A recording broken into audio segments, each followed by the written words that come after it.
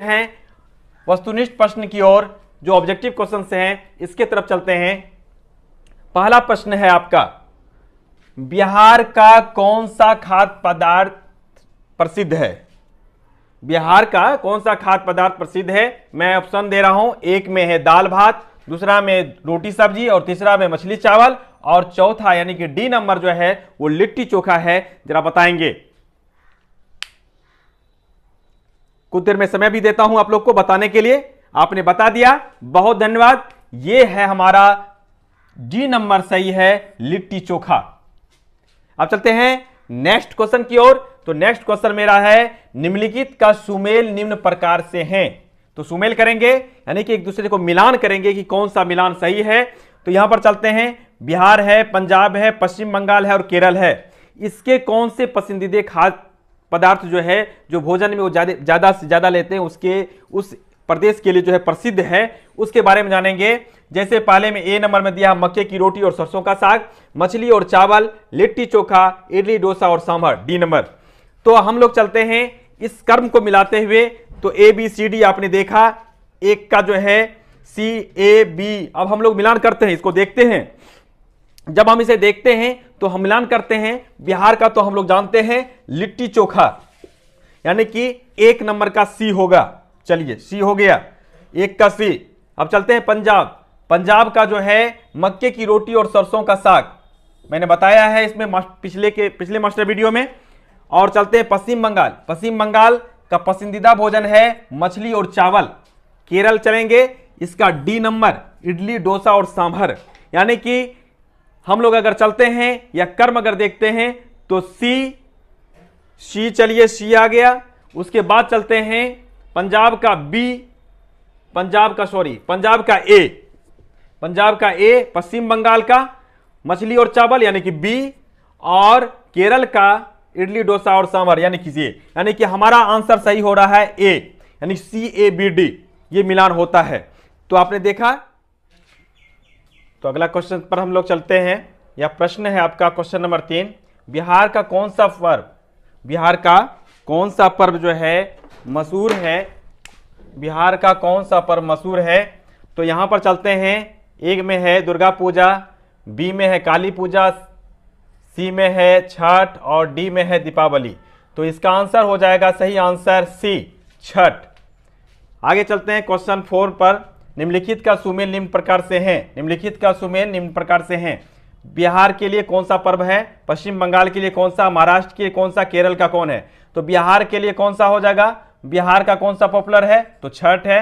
पश्चिम बंगाल के लिए दुर्गा पूजा है, महाराष्ट्र के लिए गणेश उत्सव है और केरल के लिए ओणम है। इससे जो है आप देख सकते हैं, यह प्रश्न संख्या जो है, यह ऑप्शन जो है B number option A B D C और ई, ये आपका सही है। चलते प्रश्न संख्या 5 पर। कहता कि राम जीवन बेटियों की अपेक्षा बेटा को ज्यादा महत्व देता है, यह किस प्रकार की असमानता को दर्शाता है? जातीय असमानता, शैक्षणिक असमानता, आर्थिक असमानता, लैंगिक असमानता। तो आंसर होगा लैंगिक असमानता। क्वेश्चन नंबर 6 पर चलेंगे। भारत में लगभग कितने गांव हैं? ऑप्शन ए है 2 लाख, 3 लाख, बी में सी में 6 लाख से अधिक और डी में 4 लाख। यह आंसर होगा सी, 6 लाख से अधिक। क्वेश्चन नंबर 7 में चलेंगे। कह रहा है कि निम्नलिखित का सुमेल निम्न प्रकार से हैं। चलते हैं मजदूर की जमीन लगभग होती है नहीं के बराबर, यानी कि जमीन नहीं के बराबर। सीमांत किसान की जो है एक्वायर होती है, जो छोटा किसान होते हैं, बी नंबर 1 से 2 एकड़ तक की जमीन।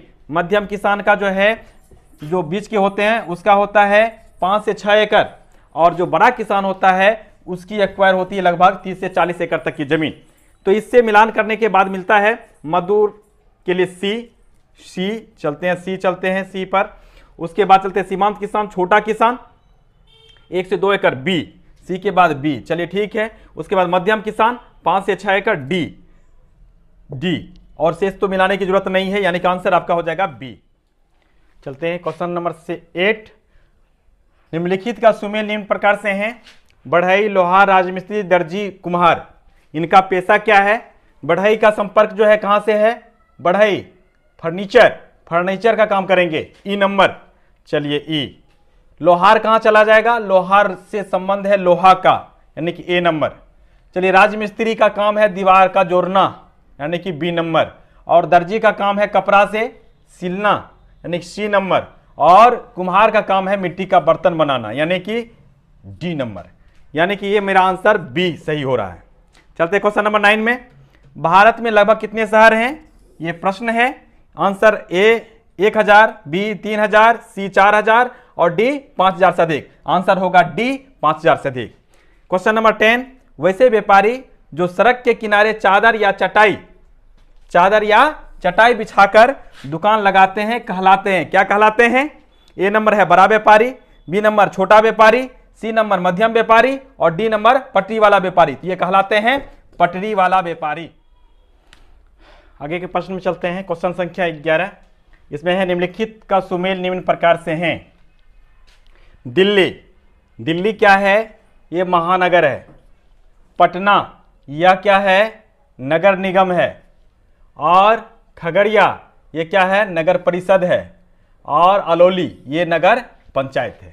ये कर्म से है। हमारे बिहार में महानगर नहीं है, तो आप चलते हैं इसको मिलान कर लेते हैं। दिल्ली का क्या है? दिल्ली का सी। तो इसके बाद इसमें है भी नहीं, शेष चलेगा पटना क्या है? पटना का डी नगर निगम डी, और खगड़िया नगर परिषद बी, अलौली नगर पंचायत। ये जो है नगर पंचायत जो होते हैं गांव से ही उभरे हुए शहर होते हैं, ये नगर पंचायत में आते हैं। तो यानी कि आंसर हो इसका बी। अब चलते हैं क्वेश्चन संख्या 12 में। यहां पर चलते हैं पटना नगर निगम की स्थापना कब हुई? तो पटना नगर निगम की स्थापना 1952 ईस्वी में हुई। अब चलते हैं क्वेश्चन नंबर 13 में। शहरों में जिस चौक पर मजदूर काम ढूंढने के लिए एकत्रित होते हैं उस चौक को क्या कहते हैं? सब्जी चौक, लठेज चौक, व्यापारी चौक, लेबर चौक। तो आंसर होगा लेबर चौक। नेक्स्ट क्वेश्चन पर चलते हैं। क्वेश्चन नंबर 14, इस पर चलते हैं। वस्तुओं के बदले वस्तु खरीदना कौन सी प्रणाली है? तो यहां पर ए नंबर में है मुद्रा विनिमय, सोना विनिमय, चांदी विनिमय, वस्तु विनिमय। क्योंकि वस्तु के बदले वस्तु खरीदते हैं या अनाज देके या किसी और चीज को देके दूसरा वस्तु लेते हैं, तो यह प्रणाली या जो है विनिमय जो है वस्तु विनिमय के अंतर्गत, यानी कि आंसर नंबर इसका ऑब्जेक्टिव आंसर होगा डी।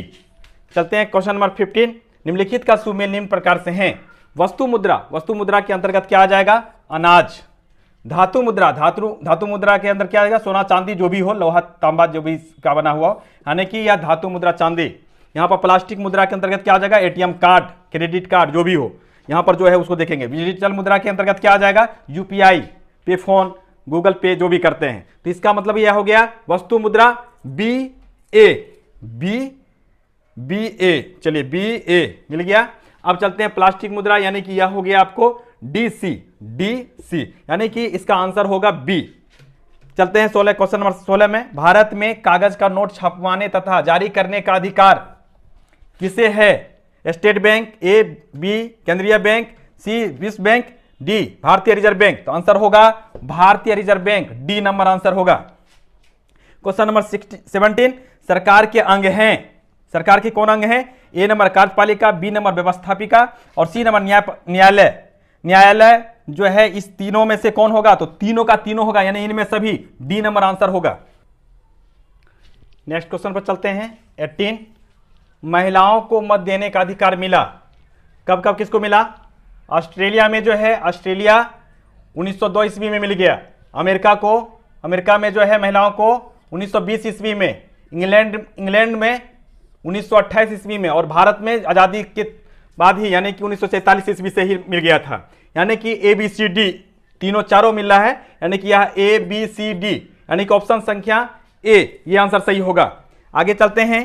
क्वेश्चन नंबर 19, लोकतांत्रिक सरकार के मुख्य तत्व हैं। लोगों की भागीदारी, बी नंबर समस्याओं का समाधान, सी नंबर समानता एवं न्याय और डी नंबर इनमें सभी। आंसर होगा इनमें सभी, क्योंकि सभी चीज चाहिए इसमें। क्वेश्चन संख्या 20 में चलेंगे। 20, सामाजिक असमानता है। क्या है सामाजिक असमानता? ए छुआछूत, बी लिंग भेद, सी आर्थिक असमानता और डी इनमें सभी, यानी कि सभी के सभी जो है असमानता के अंतर्गत आते हैं, यानी कि आंसर डी हो जाएगा इनमें सभी। क्वेश्चन संख्या 21, एक ग्राम पंचायत की जनसंख्या होनी चाहिए कितनी होनी चाहिए? ए नंबर 2000, बी 4000, सी 6000, डी 7000 या उससे अधिक। तो आंसर होगा 7000 या उससे अधिक, डी। नेक्स्ट क्वेश्चन चलते हैं 22। ग्राम सभा, ग्राम सभा एवं ग्राम पंचायत की बैठक बुलाता है, कौन बुलाता है? इसका ग्राम प्रधान बुलाता है कि पंचायत समिति बुलाता है कि पंचायत सचिव बुलाता है कि वार्ड सदस्य बुलाता है? तो ये ग्राम सभा में, ग्राम पंचायत में जो है पंचायत सचिव होता है, इसलिए बुलाता कौन है? तो पंचायत सचिव का ये काम है। क्वेश्चन नंबर 23, बिहार में पंचायती राज व्यवस्था में महिलाओं के लिए आरक्षित सीटें हैं कितना? 20%, 30%, 40% या 50%? आंसर डी होगा 50%। क्वेश्चन नंबर 24, हमारे देश में गांव हैं ए 1 लाख, बी 2 लाख, सी 3 लाख, डी 6 लाख से अधिक। तो आंसर होगा डी 6 लाख से अधिक। क्वेश्चन नंबर 25, हल्का कर्मचारी को कहते हैं, क्या कहते हैं? ए पटवारी, बी लेखपाल, सी ग्रामीण अधिकारी, डी कानूनगो, ई इनमें सभी। आंसर होगा इनमें सभी, इनको सब कहा जाता है, पटवारी, लेखपाल, ग्रामीण अधिकारी, कानूनगो, ये चारों कहे जाते हैं इनको। क्वेश्चन नंबर 26, सरकार के सार्वजनिक कार्य हैं कौन कौन से? ए बैंक, बी पैक्स, सी आंगनबाड़ी, डी सरकारी स्कूल। तो ये सारे कार्य सरकार के हैं, सार्वजनिक कार्य हैं, यानी कि आंसर हो जाएगा ई इनमें सभी। क्वेश्चन नंबर 27, सूरत शहर में भयंकर प्लेग कब फैला था?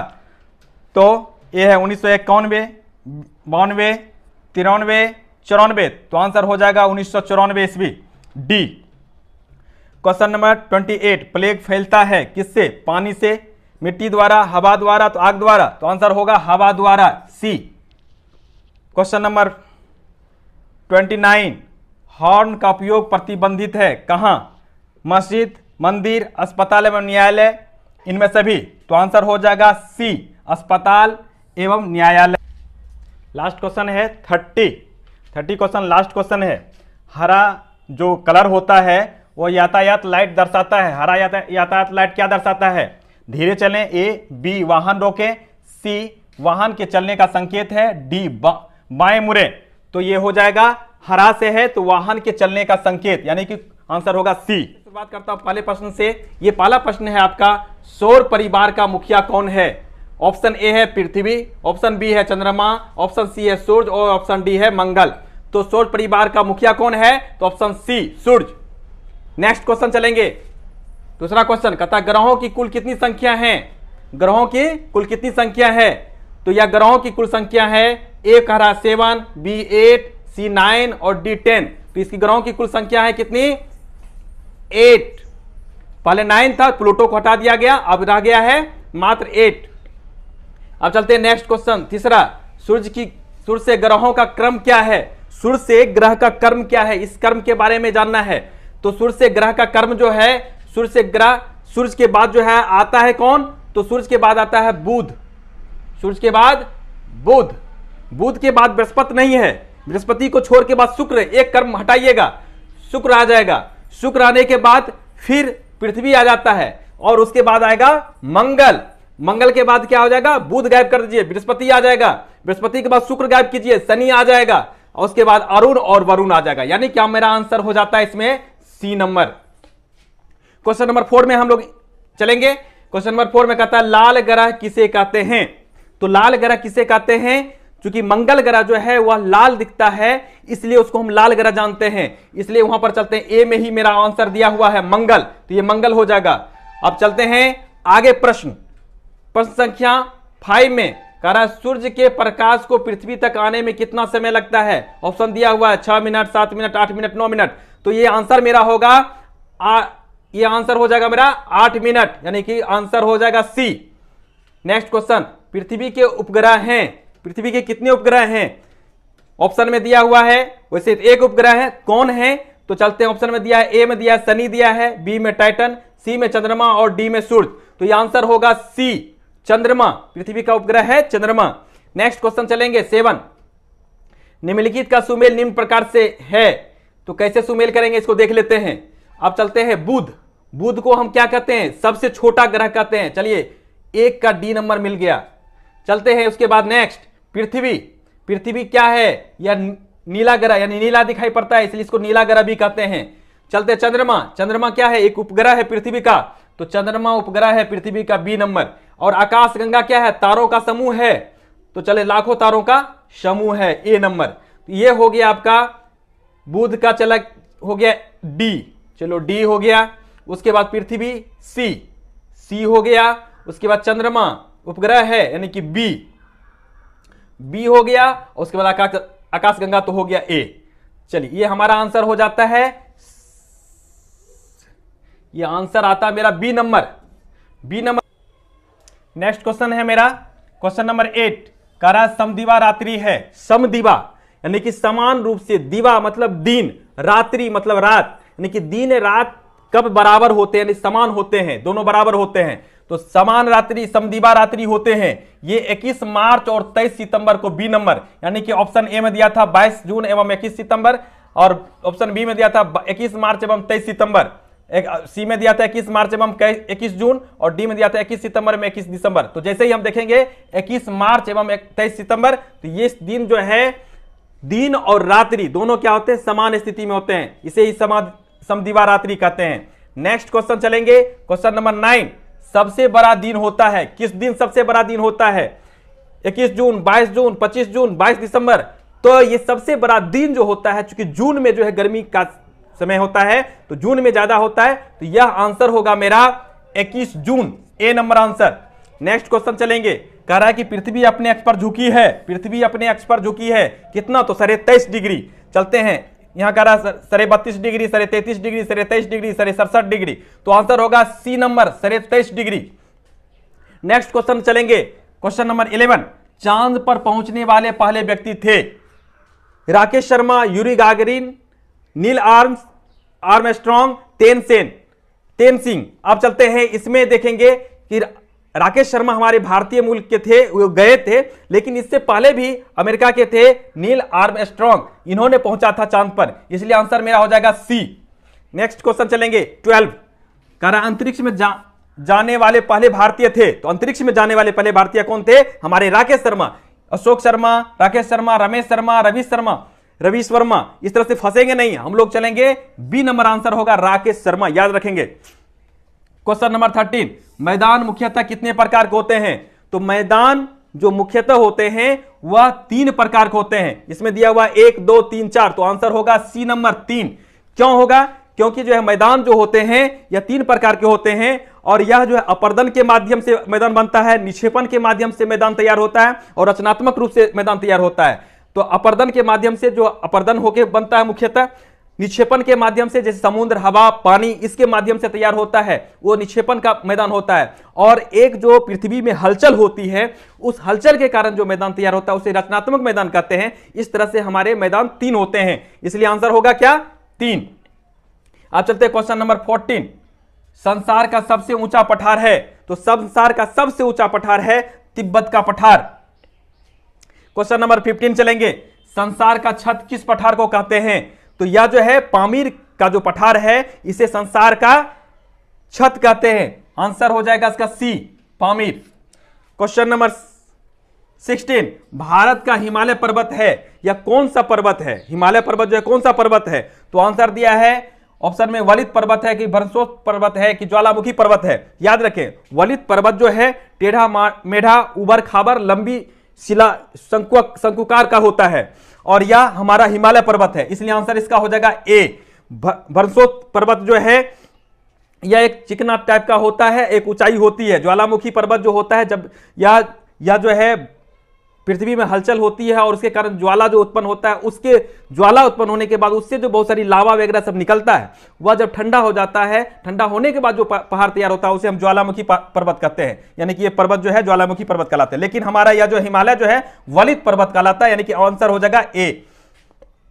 अब चलते हैं 17, कुल दिशाओं की संख्या कितनी है?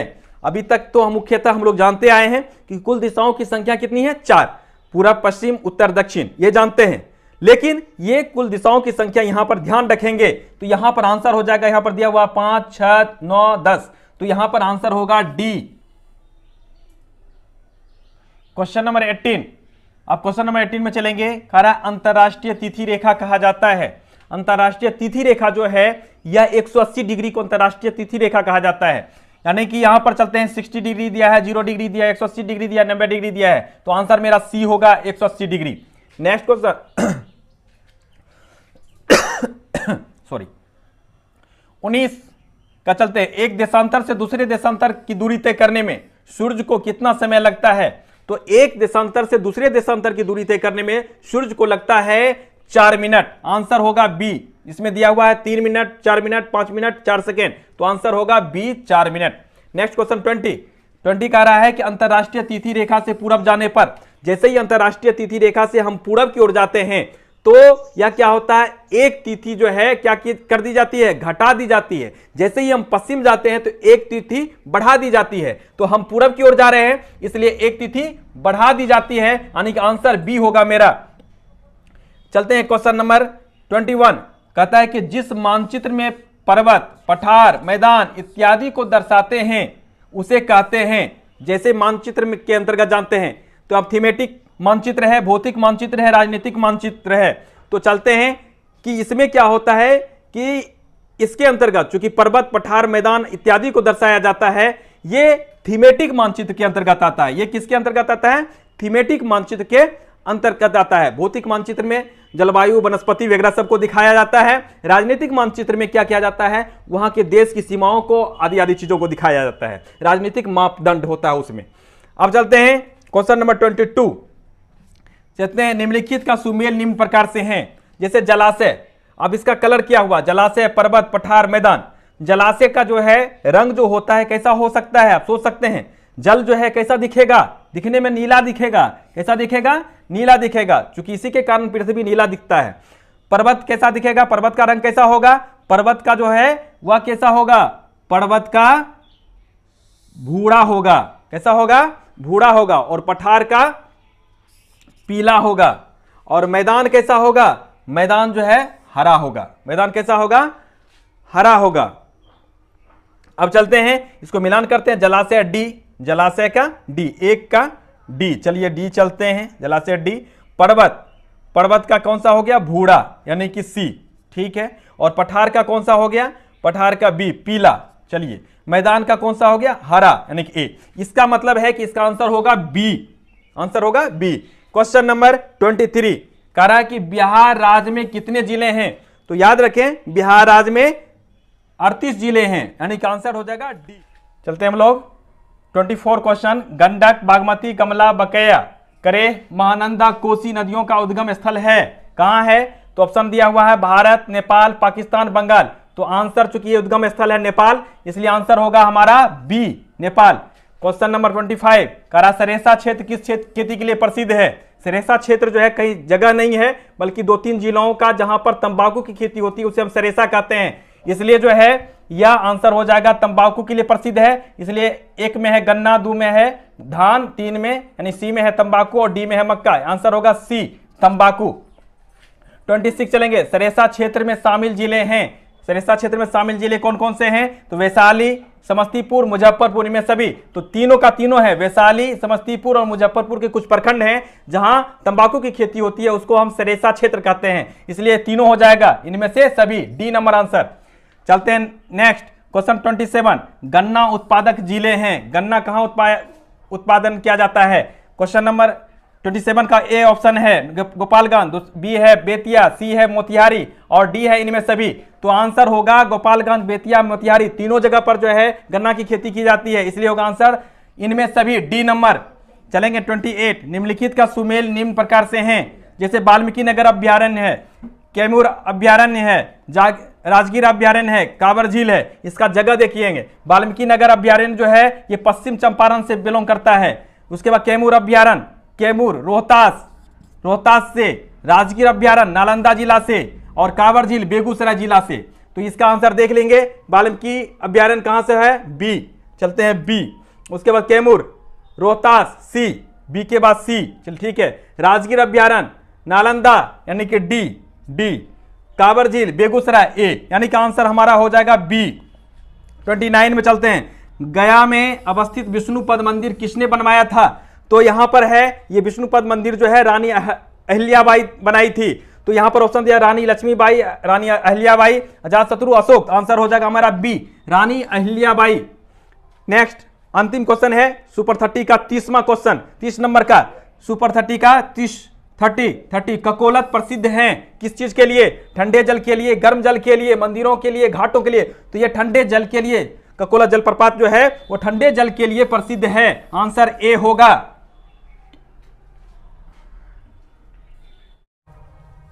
कह रहा है कि वैसे जीव जो पौधे और जंतु दोनों को अपने भोजन के रूप में लेते हैं उन्हें कहते हैं, क्या कहते हैं?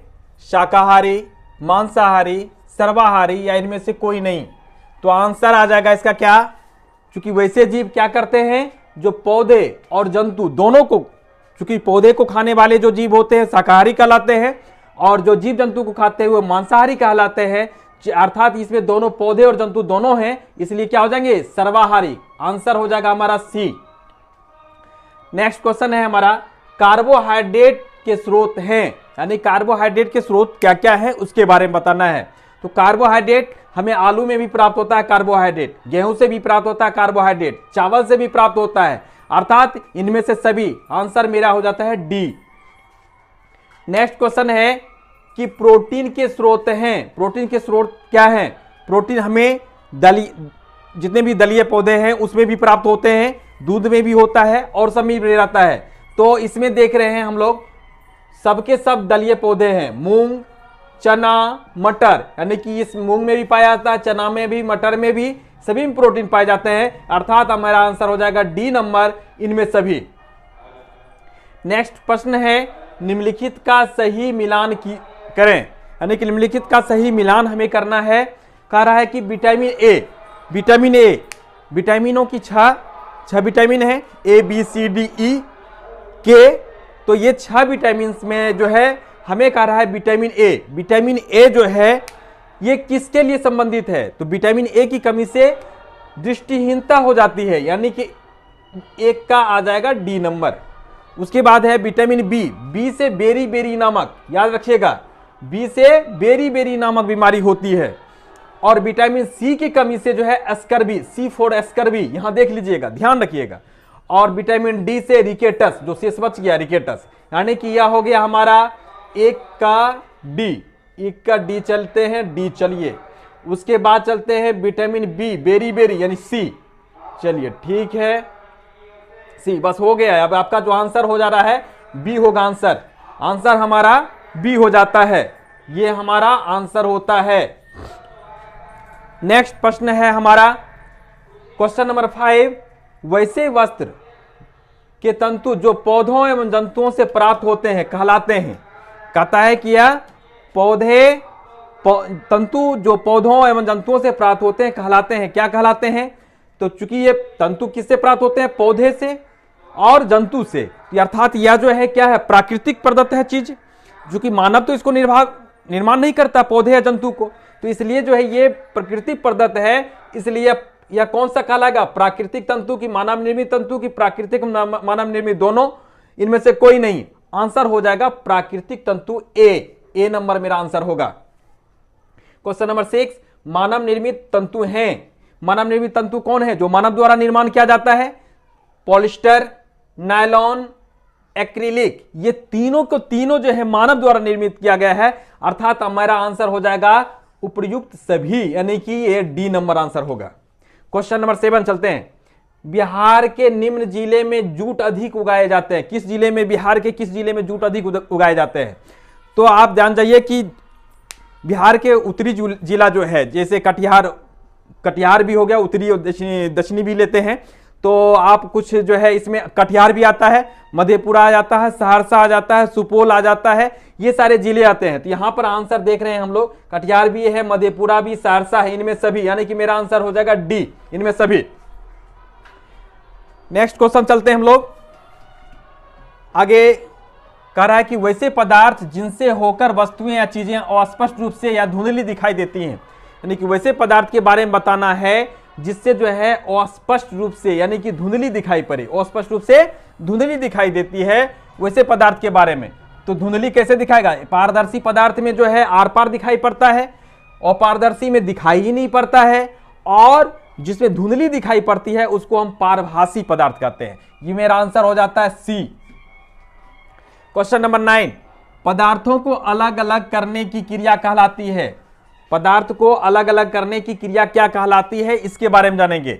वाष्पीकरण कहलाती है कि चुनना कहलाती है कि छानना, इनमें से सभी ऑप्शन दिया हुआ है। तो हम चलते हैं, पदार्थों का अलग अलग करना वाष्पीकरण विधि द्वारा भी अलग करते हैं, चून के भी हम अलग करते हैं और छान कर भी अलग करते हैं। अर्थात मेरा आंसर हो जाएगा डी नंबर, इनमें से सभी, इनमें से सभी। नेक्स्ट क्वेश्चन 10 चलते हैं। कह रहा है कि निम्न में से कौन सा पदार्थ ठोस अवस्था से सीधे गैसीय अवस्था में परिवर्तित हो जाती है। ठोस अवस्था में है और गैस में सीधे बदल जाता है। बर्फ जो है जैसे ही आप इसको गर्म करेंगे तो यह ठोस अवस्था से गैस में नहीं बल्कि द्रव में बदल जाएगा। और जल को अगर आप गर्म करते हैं तो जल तो ठोस है नहीं। कपूर जो है ठोस अवस्था से सीधे क्या होता है, गैस अवस्था में बदल जाता है, गैसीय अवस्था में। इसलिए आंसर मेरा हो जाता है सी नंबर। दूध तो द्रव्य पदार्थ है, इसलिए आंसर हो जाएगा मेरा सी नंबर। क्वेश्चन नंबर 11 कह रहा है कि निम्न में से कौन सा पदार्थ समान रूप से पदार्थ के तीनों अवस्थाओं में पाए जाते हैं। पदार्थ के तीनों, ठोस, द्रव, गैस, तीन अवस्थाएं पदार्थ के, ठोस, द्रव और गैस, और तीनों अवस्था में पाए जाते हैं। कौन सा पाया जाएगा, जल, कपूर, नौसादर, दूध, क्या होगा इसमें आंसर हो जाएगा मेरा जल, ए नंबर। क्योंकि जल को जो है आप बर्फ के रूप में भी देखते हैं, द्रव के रूप में यानी कि जल भी देखते हैं और गैसीय रूप में भी देखते हैं। अब कहते हैं क्वेश्चन नंबर 12, पत्तियां जल का उपयोग बनाने के लिए करती हैं। क्या करती हैं पत्तियां जल का उपयोग बनाने के लिए? तो जल का उपयोग जो है भोजन बनाने के लिए भी करती हैं, बिल्कुल सही है। वाष्पोत्सर्जन के लिए, बिल्कुल ये भी होता है। ऑक्सीजन के लिए, चूंकि जल का रासायनिक सूत्र होता है H2O, तो इसमें ऑक्सीजन भी है तो ऑक्सीजन के लिए भी प्रयोग किया जाता है। और इन सभी में तो आंसर मेरा हो जाता है डी नंबर, इन सभी में। क्वेश्चन नंबर 13 चलते हैं। ऐसा फूल जिसमें केवल पुंकेसर हो, पुंकेसर और स्त्री केसर, पुंकेसर यानी कि नर जाति को संबोधित करता है, स्त्री केसर स्त्री जाति को, यानी कि पुंकेसर यानी कि जिसमें जो है पुंकेसर होते हैं स्त्री केसर नहीं होते हैं कहलाते हैं। पुंकेसर हुआ यानी कि नर है मादा नहीं है, तो यानी कि यह कौन सा फूल कहलाएगा? स्वाभाविक है, पुंकेसर है स्त्री केसर नहीं है तो नर फूल कहलाएगा। क्या कहलाएगा? ये नर फूल कहलाएगा। ए नंबर मेरा आंसर होगा। क्वेश्चन नंबर 14 चलते हैं। कहता है कि पूर्ण फूल के कितने भाग होते हैं? पूर्ण फूल के कितने भाग होते हैं? तो पूर्ण फूल में जो है 4 भाग होते हैं। पूर्ण फूल में क्या होते हैं? 4 भाग होते हैं। पुंकेसर होता है, स्त्री केसर होता है, यानी कि इस तरह से जो है अंकुरी पंखुरी, इस तरह से 4 भाग होते हैं। क्या होते हैं? 4 भाग होते हैं। तो अब यहां पर चलते हैं 4, आंसर रहा है मेरा सी नंबर। 15 नंबर में चलेंगे। शरीर की अस्थियों का ढांचा कहलाता है। शरीर की अस्थि यानी कि शरीर का जो है हड्डियों का जो ढांचा है वो क्या कहलाएगा? कंकाल कहलाता है। और मानव का है तो मानव कंकाल कहलाएगा। तो ठीक है, लेकिन यहां पर जो है देखते हैं कंकाल तंत्र है, पेशी तंत्र है, पाचन तंत्र है, तो स्वाभाविक है ये क्या हो जाएगा? ये तंत्र, ये शासन कौन सा हो गया? कंकाल तंत्र हो गया। क्या हो जाएगा? अब अगले क्वेश्चन संख्या 16 पर चलते हैं हम लोग। कहता है कि ऊपरी जबड़े एवं खोपड़ी की संधि है। ऊपरी जबड़े एवं खोपड़ी की संधि है। क्या संधि है? ऊपरी जबड़े ऊपर वाला और खोपड़ी, इसकी संधि क्या कहलाएगी? ये जो है चलायमान नहीं होता है, इसलिए इसको हम अचल संधि कहते हैं। आंसर मेरा हो जाएगा बी नंबर, अचल संधि। क्वेश्चन नंबर 17 करा, निम्न में से कौन सा जीव मिट्टी खाता है? कौन सा जीव मिट्टी खाता है? तो मछली, केचुआ, सांप, छिपकली। तो केचुआ जो किसानों का मित्र कहलाता है, तो ये केचुआ होगा। क्या होगा? ये केचुआ होगा, ये मिट्टी खाता है। अब नेक्स्ट क्वेश्चन है 18, गर्दन तथा सिर को जोड़ने वाली संधि को क्या कहते हैं? गर्दन और ये सिर, इसको जोड़ने वाली संधि को क्या कहेंगे? इसे जोड़ने वाली संधि को क्या कहेंगे? घुराग्र संधि। घुराग्र संधि। यहां पर चलते हैं। कुंदक खलिका ये हो जाता है, ये हाथ यहां पर जो जोड़ा हुआ है, ये जो कंधा और बांह का जोड़ा हुआ है, ये कुंदक खलिका हो जाता है। उसके बाद चलते हैं घुराग्र संधि। तो ये आंसर मेरा क्या होगा? घुराग्र संधि, यानी कि आंसर नंबर बी, घुराग्र संधि। पौधे अपना भोजन निम्न क्रिया द्वारा स्वयं बनाते हैं। पौधे अपना भोजन निम्न क्रिया द्वारा स्वयं बनाते हैं। किस क्रिया द्वारा पौधे अपना भोजन बनाते हैं? श्वसन, उद्दीपन, प्रकाश संश्लेषण। तो आंसर मेरा होगा प्रकाश संश्लेषण की क्रिया द्वारा क्या होता है, पौधे अपना भोजन तैयार करते हैं। आंसर मेरा हो जाएगा सी नंबर, प्रकाश संश्लेषण। 21, निम्न में किस पौधे की पत्तियां छूने पर अचानक सिकुड़ जाती हैं? कहता है किस पत्ती को छूने के बाद सिकुड़ जाती है? आप लोग जानते होंगे, बहुत सारे जानते होंगे कि खेत में जो है वो छुई मुई, छूने के बाद मुरझा जाता है। छू और मुई यानी मुरझाना, ये छुई मुई होता है। तो आंसर मेरा हो जाएगा बी नंबर, छुई मुई। कह रहा है कि विषैले एवं दूषित पदार्थ किस क्रिया द्वारा शरीर से बाहर निकलते हैं? यानी कि जो बेकार पदार्थ होते हैं वो हमारे किस क्रिया के द्वारा बाहर निकाल दिया जाता है? तो उत्सर्जन के द्वारा, यानी कि उत्सर्जित कर दिया जाता है, निकाल दिया जाता है। तो आंसर देख लेंगे इसमें, आंसर है मेरा बी नंबर, उत्सर्जन।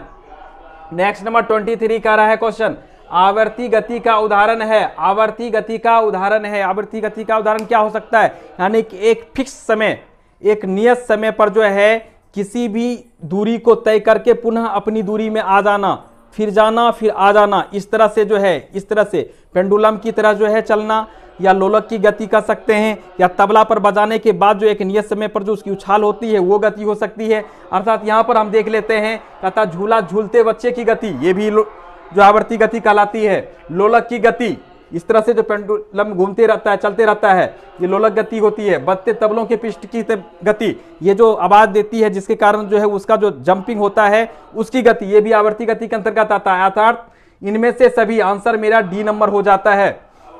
क्वेश्चन नंबर 24 कह रहा है कि प्रकाश स्रोत से पहला दर्पण पर, प्रकाश स्रोत से, कहीं प्रकाश है उसके स्रोत से जो है पहला दर्पण पर जो है कोई दर्पण पर पड़ने वाली किरण जो है, ये डायरेक्ट जो किरण आती है, अब ये किरण जो प्रकाश स्रोत से आती हुई यहाँ जो किरण आई, या आने वाली किरण आपतित होती है और जाने वाली यहाँ से रिटर्न होने वाली किरण जो है परावर्तित होती है।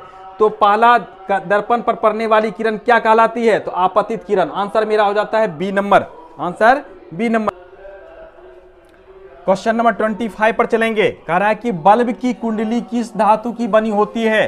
तो बल्ब की कुंडली जो होती है, जो धागा देखते हैं जिस पर बल्ब जलता है उसके बीच में देखेंगे, तो वो जो है टंगस्टन की बनी होती है। तो मेरा आंसर यहां पर देख लेंगे बी नंबर है, आंसर सही होगा टंगस्टन। अब कहता है कि हवा है, हवा है 26 नंबर। हवा क्या है? बिजली का चालक है कि कुचालक है कि दोनों है? तो हवा अगर चालक हो जाता है बिजली का, तो क्या होगा? सब जगह बिजली ही बिजली करंट दौड़ जाएगा और कोई भी जीव जीवित नहीं रह पाएगा। ये इससे स्पष्ट होता है कि हवा क्या है? बिजली का कुचालक है। बिजली का क्या है? कुचालक है। आंसर बी नंबर मेरा हो रहा है। करा 27, जलवाष्प को जल में बदलने की क्रिया को क्या कहते हैं? जलवाष्प, जो जल से वाष्प बना और वाष्प से फिर जल में बदल रहा है, इस क्रिया को क्या कहलाते हैं? क्योंकि वाष्प से जल में बदल रहा है तो संघनन हो रहा है। जल जब वाष्प में बदल रहा है तो उसका विघटन फैलाव हो रहा है, यानी कि वाष्पीकरण हो रहा है। तो यह चूंकि फिर वाष्प से जल में बदल रहा है, तो जलवाष्प से जल में बदल रहा है, तो यह क्या होगा? मेरा संघनन कहलाएगा। क्या कहलाएगा? आंसर नंबर बी, 27 का बी। अब चलते हैं 28 में। पर्वतारोही ऊंचे पर्वतों पर चढ़ते समय किस गैस का सिलेंडर लेते हैं? क्योंकि ऊंचे पर्वत पर जब हम लोग जाते हैं तो ऑक्सीजन की कमी हो जाती है। इस ऑक्सीजन की पूर्ति के लिए हम कौन सा गैस सिलेंडर ले जा सकते हैं? स्वाभाविक है, क्योंकि ऑक्सीजन की कमी होगी तो ऑक्सीजन का ही गैस ले जाएंगे। तो इसमें देख लेते हैं, इसमें नाइट्रोजन है, ऑक्सीजन है, कार्बन डाइऑक्साइड है, तो स्वाभाविक है कार्बन डाइऑक्साइड तो ले ही नहीं जा सकते हैं ना, तो हम ऑक्सीजन ले जाएंगे। आंसर मेरा बी नंबर हो जाएगा, O2, ऑक्सीजन। अब चलते हैं 29 पर। वायु एक मिश्रण है। वायु एक मिश्रण है, किसका? वायु बहुत सारी चीजों का मिश्रण है, बहुत सारे गैसों का मिश्रण है, धूल कणों का मिश्रण है, बहुत सारी चीजों का है। यानी कि या गैसों का भी मिश्रण है, जलवाष्प का भी मिश्रण है, धूल कणों का भी मिश्रण है, इनमें से सभी। आंसर मेरा हो जाएगा डी नंबर। कह रहा है 30, क्वेश्चन नंबर 30, पेड़ पौधे रात्रि में लेते हैं, क्या लेते हैं रात्रि में? तो पेड़ पौधे रात्रि में क्या लेंगे? नाइट्रोजन लेंगे, हाइड्रोजन, ऑक्सीजन या आर्गन। तो आंसर होगा मेरा ऑक्सीजन। पेड़ पौधे रात्रि में क्या लेते हैं? ऑक्सीजन लेते हैं। इसीलिए हमें बड़े बड़े वृक्ष के नीचे जो है रात्रि में नहीं सोना चाहिए, क्योंकि ऑक्सीजन हम भी लेते हैं, वो भी लेता है, तो हम बीमार पड़ सकते हैं। चलिए, वाला है कह रहा है कि वोट देने का अधिकार कितने वर्ष होने पर प्राप्त होता है? सभी को मालूम हो, वयस्क होने पर। और वयस्क कब हम माने जाते हैं? 18 वर्ष। यानी कि इसमें मेरा आंसर हो जाएगा सी नंबर, 18 वर्ष। कह रहा है कि 2 नंबर क्वेश्चन कर रहा है, सेकेंड नंबर, गांधी जी को कहां ट्रेन से जबरदस्ती उतार दिया गया? ट्रेन से गांधी जी को कहां जबरदस्ती उतार दिया गया? ये क्वेश्चन मेरा दूसरा कह रहा है। और दक्षिण अफ्रीका में इस तरह से हरकत की गई थी, वहां पर श्वेत और अश्वेत का एक सिस्टम चल रहा था, जिसके तहत जो है उनको जो है उनके प्रथम श्रेणी में होने के बावजूद भी जो है उनको तृतीय श्रेणी में भेजने के लिए कहा गया जाने के लिए, लेकिन नहीं जाने पर जो है उन्हें ट्रेन से उतार दिया गया। तो ये दक्षिण अफ्रीका में ये हुआ था ये घटना, इसलिए मेरा आंसर हो जाएगा सी नंबर, दक्षिण अफ्रीका। दलितों में सबसे पीछे रह गए समूह को बिहार में क्या कहा गया? दलितों में सबसे पीछे रह गए समूह को बिहार में महादलित का नाम दिया गया। क्या नाम दिया गया? महादलित का, यानी कि मेरा आंसर हो जाएगा बी नंबर, महादलित। करा है क्वेश्चन नंबर 4, अमेरिका में श्वेत अश्वेत के आधार पर भेदभाव पर कब रोक लगा दी गई? श्वेत और अश्वेत के भेदभाव पर जो है रोक अमेरिका में 1964 ईस्वी में लगा दी गई। नेक्स्ट क्वेश्चन 5, करा बिहार में कुल कितने विधानसभा क्षेत्र हैं? बिहार में कुल कितने विधानसभा क्षेत्र हैं? तो बिहार में 243 विधानसभा क्षेत्र हैं। कितने हैं? 243, यानी कि आंसर मेरा हो जाता है B number. Next question 6, Bihar विधानसभा में बहुमत प्राप्त करने के लिए कम से कम कितने विधायकों का होना जरूरी है? किसी भी विधानसभा के बहुमत प्राप्त करने के लिए जो उसकी जो कुल विधानसभा की जो सदस्यों की संख्या है उसके आधे से एक अधिक होनी चाहिए। तो यहां पर कितना? 243, उसका आधा कर दीजिए, उससे एक कर दीजिए, तो हो जाता है कितना आपका? 122 अगर वह विधायक ले आता है तो उसका बहुमत पूर्ण हो जाता है। अब चलते हैं नेक्स्ट, कह रहा है क्या? क्वेश्चन नंबर 7, हिमाचल प्रदेश विधानसभा में 68 सदस्य हैं। कितने सदस्य हैं? 68 सदस्य हैं। यहां बहुमत प्राप्त करने के लिए कितने सदस्यों की आवश्यकता होगी? तो सीधी सी बात है, इसका आधा कर दीजिए, एक से अधिक कर दीजिए, तो कितना हो जाएगा? ये 34 दूनी 68, 30 दूनी 60, 34 दूनी 68, यानी कि 34 एक 35 विधायक चाहिए बहुमत प्राप्त करने के लिए। नेक्स्ट क्वेश्चन चलते हैं 8 पर, कह रहा है कि बिहार विधानमंडल कितने सदन में बटी हुई है? तो बिहार विधानमंडल जो है यह दो सदन में बटी हुई है। यहां पर जो है बहुत जगह पर ऐसा होता है कि जहां एक ही सदन होता है, एक सदनात्मक होता है, लेकिन बिहार द्विसदनात्मक है, यानी कि यहां पर जो है विधानसभा और विधान परिषद, यानी कि ये दो हैं। कितने हैं? 2। आंसर मेरा बी हो जाता है। नेक्स्ट क्वेश्चन है 9, विधान परिषद के कितने सदस्य राज्यपाल द्वारा जो है सलाह पर मनोनीत होते हैं? राज्यपाल के द्वारा जो है सलाह पर, उनके मशवरा पर जो है मनोनीत किया जाता है। उसकी सदस्यों की संख्या, उसका भाग कितना होता है? टोटल का जो है 1/6 भाग, यानी कि 1/6 भाग। तो यानी कि आंसर मेरा हो जाता है बी नंबर, 1/6 भाग। क्वेश्चन नंबर 10 चलेंगे, कह रहा है कि विधान परिषद के सदस्यों का कार्यकाल कितने वर्षों का होता है? विधानसभा में जो है उसके सदस्यों का, यानी कि एमएलए का जो है कार्यकाल जो है 5 वर्षों का होता है, लेकिन विधान परिषद जो है वह स्थायी सदन है और वहां जो है कार्यकाल होता है 6 वर्षों का होता है। कितने वर्षों का? 6 वर्षों का। तो ये हमारा आंसर होता है बी नंबर, 6 वर्ष। आप कह रहे हैं 11, क्वेश्चन नंबर 11, भारत में शिक्षा का अधिकार कब लागू हो गया? शिक्षा का अधिकार जो है भारत में आपको लागू हो जाता है कितने सिस्टम में? तो 1 अप्रैल 2010 को, 1 अप्रैल 2010 को लागू हो जाता है, यानी कि ये काम चालू हो गया। यानी कि 1 अप्रैल 2010 को एक पारित होना और एक लागू हो जाना, दोनों में अंतर है, ध्यान रखेंगे, इसमें फंसेंगे नहीं। तो ये हमारा कब लागू हो जा रहा है? 1 अप्रैल 2010 को। अब नेक्स्ट क्वेश्चन चलते हैं 12 में, शिक्षा का अधिकार के तहत कितने वर्ष के बच्चों को अनिवार्य एवं निःशुल्क शिक्षा प्रदान की जाएगी? तो कितने वर्षों तक के बच्चों को? तो 6 से 14 वर्ष तक के बच्चों को जो है अनिवार्य रूप से और निःशुल्क बिना किसी पैसे लेकर जो है उसको शिक्षा प्रदान करना जो है सरकार की जिम्मेदारी है। ये शिक्षा के अधिकार के नियम के तहत आता है, यानी कि 6 से 14 वर्ष। आंसर मेरा होता है बी, 6 से 14 वर्ष। आप चलते हैं क्वेश्चन नंबर 13, भारतीय पुलिस सेवा में प्रथम महिला आईएएस के रूप में आई थी, कौन? उसका नाम क्या है? किरण बेदी। किरण बेदी जो है भारतीय पुलिस सेवा में सबसे पहले प्रथम महिला के रूप में जो है वो अपना योगदान दी थी। तो आंसर मेरा हो जाएगा किरण बेदी, आंसर बी। कर रहा है 14 नंबर, घरेलू हिंसा उत्पीड़न कानून कब पारित हुआ? ये घरेलू हिंसा उत्पीड़न कानून जो है यह कब जो है पारित किया? घरेलू हिंसा उत्पीड़न कानून कब पारित हुआ था? तो 2006, यानी कि 2006 में। बी नंबर मेरा आंसर होगा। नेक्स्ट क्वेश्चन है 15, कह रहा है कि नरेगा कब से मनरेगा के नाम से जाना जाने लगा? पहले नरेगा था, यानी कि राष्ट्रीय रोजगार गारंटी योजना पहले था, उस राष्ट्रीय को पहले जो है इसको महात्मा गांधी राष्ट्रीय रोजगार गारंटी योजना में बदल दिया गया। तो ये हो गया नरेगा से मनरेगा। तो ये मनरेगा जो है कब लागू किया गया? चूंकि गांधी जी को जोड़ा गया तो गांधी जी के जन्म दिवस पर इसको लागू किया गया, इसलिए 2 अक्टूबर तो फिक्स है, ये तो कंफर्म हो जाइए। और यह 2 अक्टूबर 2009 को यह लागू किया गया। ये तब से जो है मनरेगा उसका नाम जाना जाने लगा, यानी कि 2 अक्टूबर 2006। आंसर मेरा ए हो जाएगा। 16 क्वेश्चन नंबर चलेंगे। हमारी त्वचा का रंग किस पदार्थ की उपस्थिति के कारण तय होता है? यानी कि हम काले होते हैं या गोरे होते हैं, यह त्वचा में जो पाए जाने वाले उपस्थित जो पदार्थ है वो हार्मोन उसके द्वारा होता है कि हम काले होंगे या श्वेत होंगे या अश्वेत होंगे। तो इसके लिए देखेंगे, ये हमारा आंसर होता है मलेनिन। मलेनिन नाम का एक पदार्थ है जो हमारे रंग का जो है डिसीजन देता है कि क्या होगा रंग।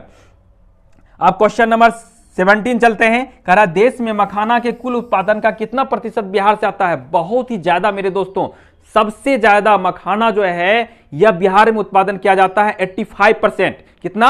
85%, यानी यह 85% जो है बिहार से जाता है। क्वेश्चन नंबर 18 चलेंगे।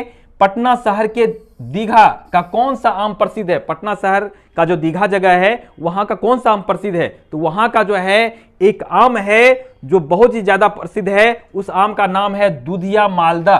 क्या नाम है? दुधिया मालदा। ए नंबर मेरा आंसर होगा। 19 नंबर क्वेश्चन चलते हैं। कह रहा है जर्दालू आम कहां का प्रसिद्ध है? तो सीधी सी बात है, जर्दालू हमारे बगल के पड़ोसी जिला भागलपुर से प्रसिद्ध है, यानी कि जर्दालू आम जो है यह भागलपुर। आंसर सी हो जाएगा। क्वेश्चन नंबर 20 चलते हैं। भारत का कुल लीची उत्पादन का कितना प्रतिशत बिहार में होता है भाई साहब? तो भारत का कुल लीची उत्पादन का जो है 80%, 80% जो है बिहार में होता है। Next question 21। लीची के लिए कौन सा क्षेत्र प्रसिद्ध है? तो लीची के लिए जो है मुजफ्फरपुर, शाही लीची के लिए प्रसिद्ध है, तो ये मेरा बी नंबर आंसर होगा, Muzaffarpur. Question number 22। Jute Bihar के किस जिले में अधिक उत्पादन किया जाता है? तो जूट जो है बिहार के पूर्णिया, किशनगंज, कटिहार, इन सारे जिलों में जो है उत्पादन होता है, अर्थात इसका आंसर हो जाएगा मेरा इनमें सभी, D number answer. Question number 23। स्वतंत्रता के पूर्व बिहार को देश का किस चीज का कटोरा कहा जाता था? जब स्वतंत्रता से पहले जो है बिहार में चीनी मिल बहुत ज्यादा था, और इसलिए जो है उस समय की स्थिति के अनुसार जो है बिहार को जो है चीनी का कटोरा कहा जाता था। अभी स्वतंत्रता के बाद की बात फिर बदल गई, तो स्वतंत्रता से पूर्व बिहार को देश का किस चीज के कटोरा कहा जाता था? तो चीनी। Answer number B. Question number 24। Muzaffarpur का कौन सा फल प्रसिद्ध है? कौन सा फल प्रसिद्ध है? तो स्वाभाविक है मुजफ्फरपुर का जो है शाही लीची प्रसिद्ध है। ठीक है। Question number 25। जल कर यानी कि जल को कर से मुक्त करने की घोषणा कब कर दी गई? जल को जो है कर से जो है उस पर कोई टैक्स नहीं लगेगा, इसको मुक्त करने की घोषणा कितनी ईस्वी में की गई? तो 1991, यानी कि आंसर मेरा हो जाता है B number. Question number 26। Satyashodhak Samaj की स्थापना किसने की? तो सत्यशोधक समाज की स्थापना जो है ज्योतिबा फूले ने की, यानी कि आंसर मेरा हो जाता है बी। Question number 27। महिला शिक्षा एवं समानता के लिए महत्वपूर्ण संघर्ष किस महिला के द्वारा की गई? तो महिला शिक्षा एवं समानता के लिए जो है महत्वपूर्ण संघर्ष सावित्रीबाई फूले। क्वेश्चन आंसर मेरा हो जाता है बी नंबर। सावित्रीबाई फूले जो ज्योतिबा फूले के जो ही अर्धांगिनी थी, सावित्रीबाई फूले के द्वारा जो है यह प्रयास किया गया। Question number 28। मक्का उत्पादन के लिए कौन सा क्षेत्र काफी योगदान करता है, यानी कौन सा क्षेत्र का योगदान काफी है? तो मक्का जो है बिहार में खास करके आपको सिमरी, बख्तियारपुर, आप चले जाइए जो है यहां आपको नवगछिया, मानसी, ये सब जो है मक्का के उत्पादन में बहुत बड़ा योगदान है इस क्षेत्रों का। तो आंसर मेरा हो जाता है इनमें से सभी, डी नंबर आंसर, यानी कि नवगछिया, मानसी, सिमरी, बख्तियारपुर तीनों। आप चलते हैं नेक्स्ट 29। मखाना का उत्पादन होता है, मखाना का उत्पादन कहां होता है? आपको चलेंगे समस्तीपुर, सहरसा, पूर्णिया, इन सारे जगहों पर मखाना का उत्पादन होता है, अर्थात मेरा आंसर हो जाता है इसमें आंसर डी, इनमें सभी, यानी कि Samastipur, Saharsa, Purnia. Question number 30 last question है। मखाना की खेती प्रायः किस तरह के समुदाय करते हैं?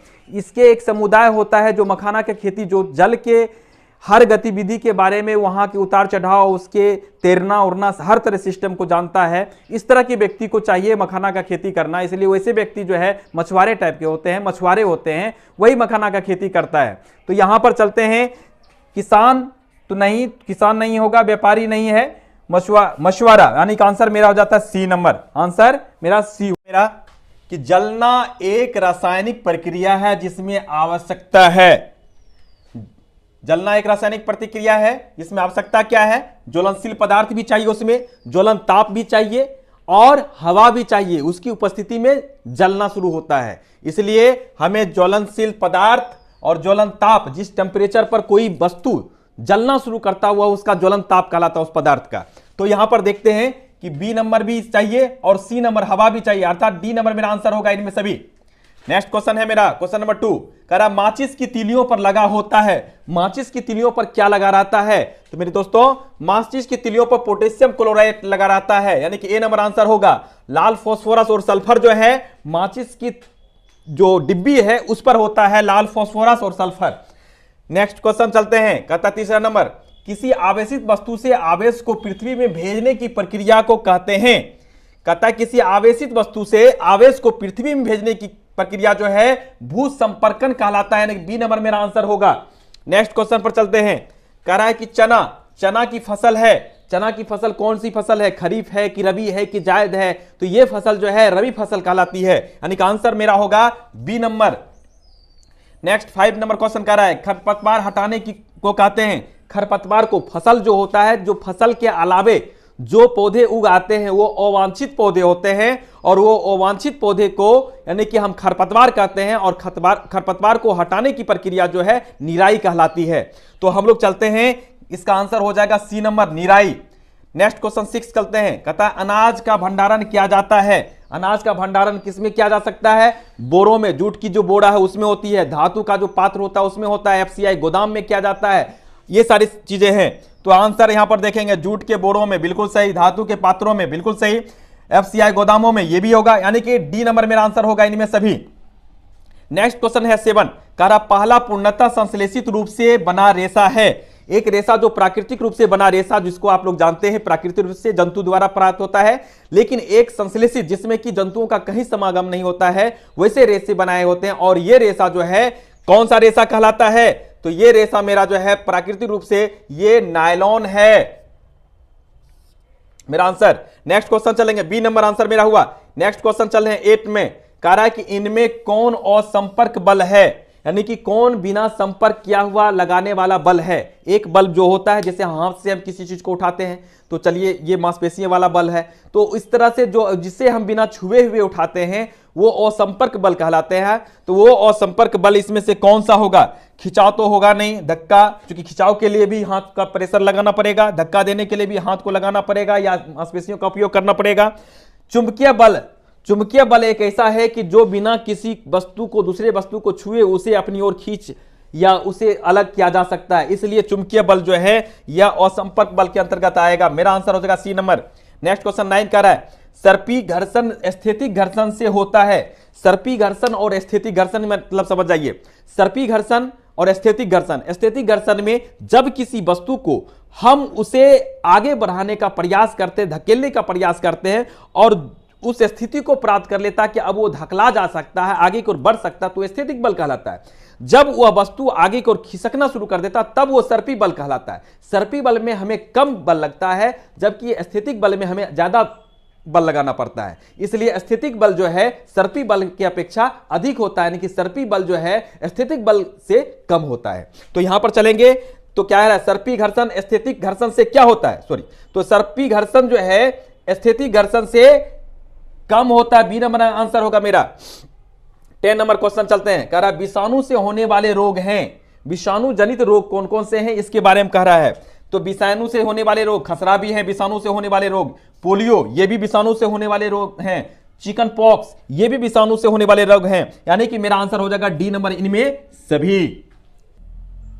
नेक्स्ट क्वेश्चन है 11 का, कह रहा है कि जब एक वस्तु दूसरी वस्तु की सतह पर गति करती है, एक वस्तु दूसरी वस्तु की गति पर जो है, जब एक वस्तु है और दूसरी वस्तु के ऊपर जो है घर्षण करती है तो क्या होता है, तो कौन सी वस्तु घर्षण प्रदर्शित करेगी, तो स्वाभाविक है ये अगर इस एक वस्तु है और ये दूसरी वस्तु है तो ये दोनों वस्तु की स्थिति में क्या होगा कि इस वस्तु पर अगर कोई दूसरी वस्तु जो है अगर घर्षण कर रही है तो इसी स्थिति में ये जो पहली वाली वस्तु है ये इसके विरुद्ध बल यानी कि घर्षण का बल लगेगा और ये भी इस पर बल लगेगा, यानी कि दोनों तरफ से घर्षण होगी, दोनों सतहों में घर्षण होगी, इधर से भी और इधर से भी। यानी कि कहने का मतलब मेरा हो जाएगा कि दोनों वस्तु की सतह, यानी सी नंबर आंसर हो जाएगा मेरा। नेक्स्ट क्वेश्चन 12 कर रहा है, निम्नलिखित का सही सुमेल करें। कहता है कि वर्षा ऋतु का संपर्क किससे है, खरीफ फसल वर्षा ऋतु में, तो चलिए एक का ए हो गया। शीत ऋतु में रबी फसल, बी हो गया। ग्रीष्म ऋतु में जायद फसल, बिल्कुल सही।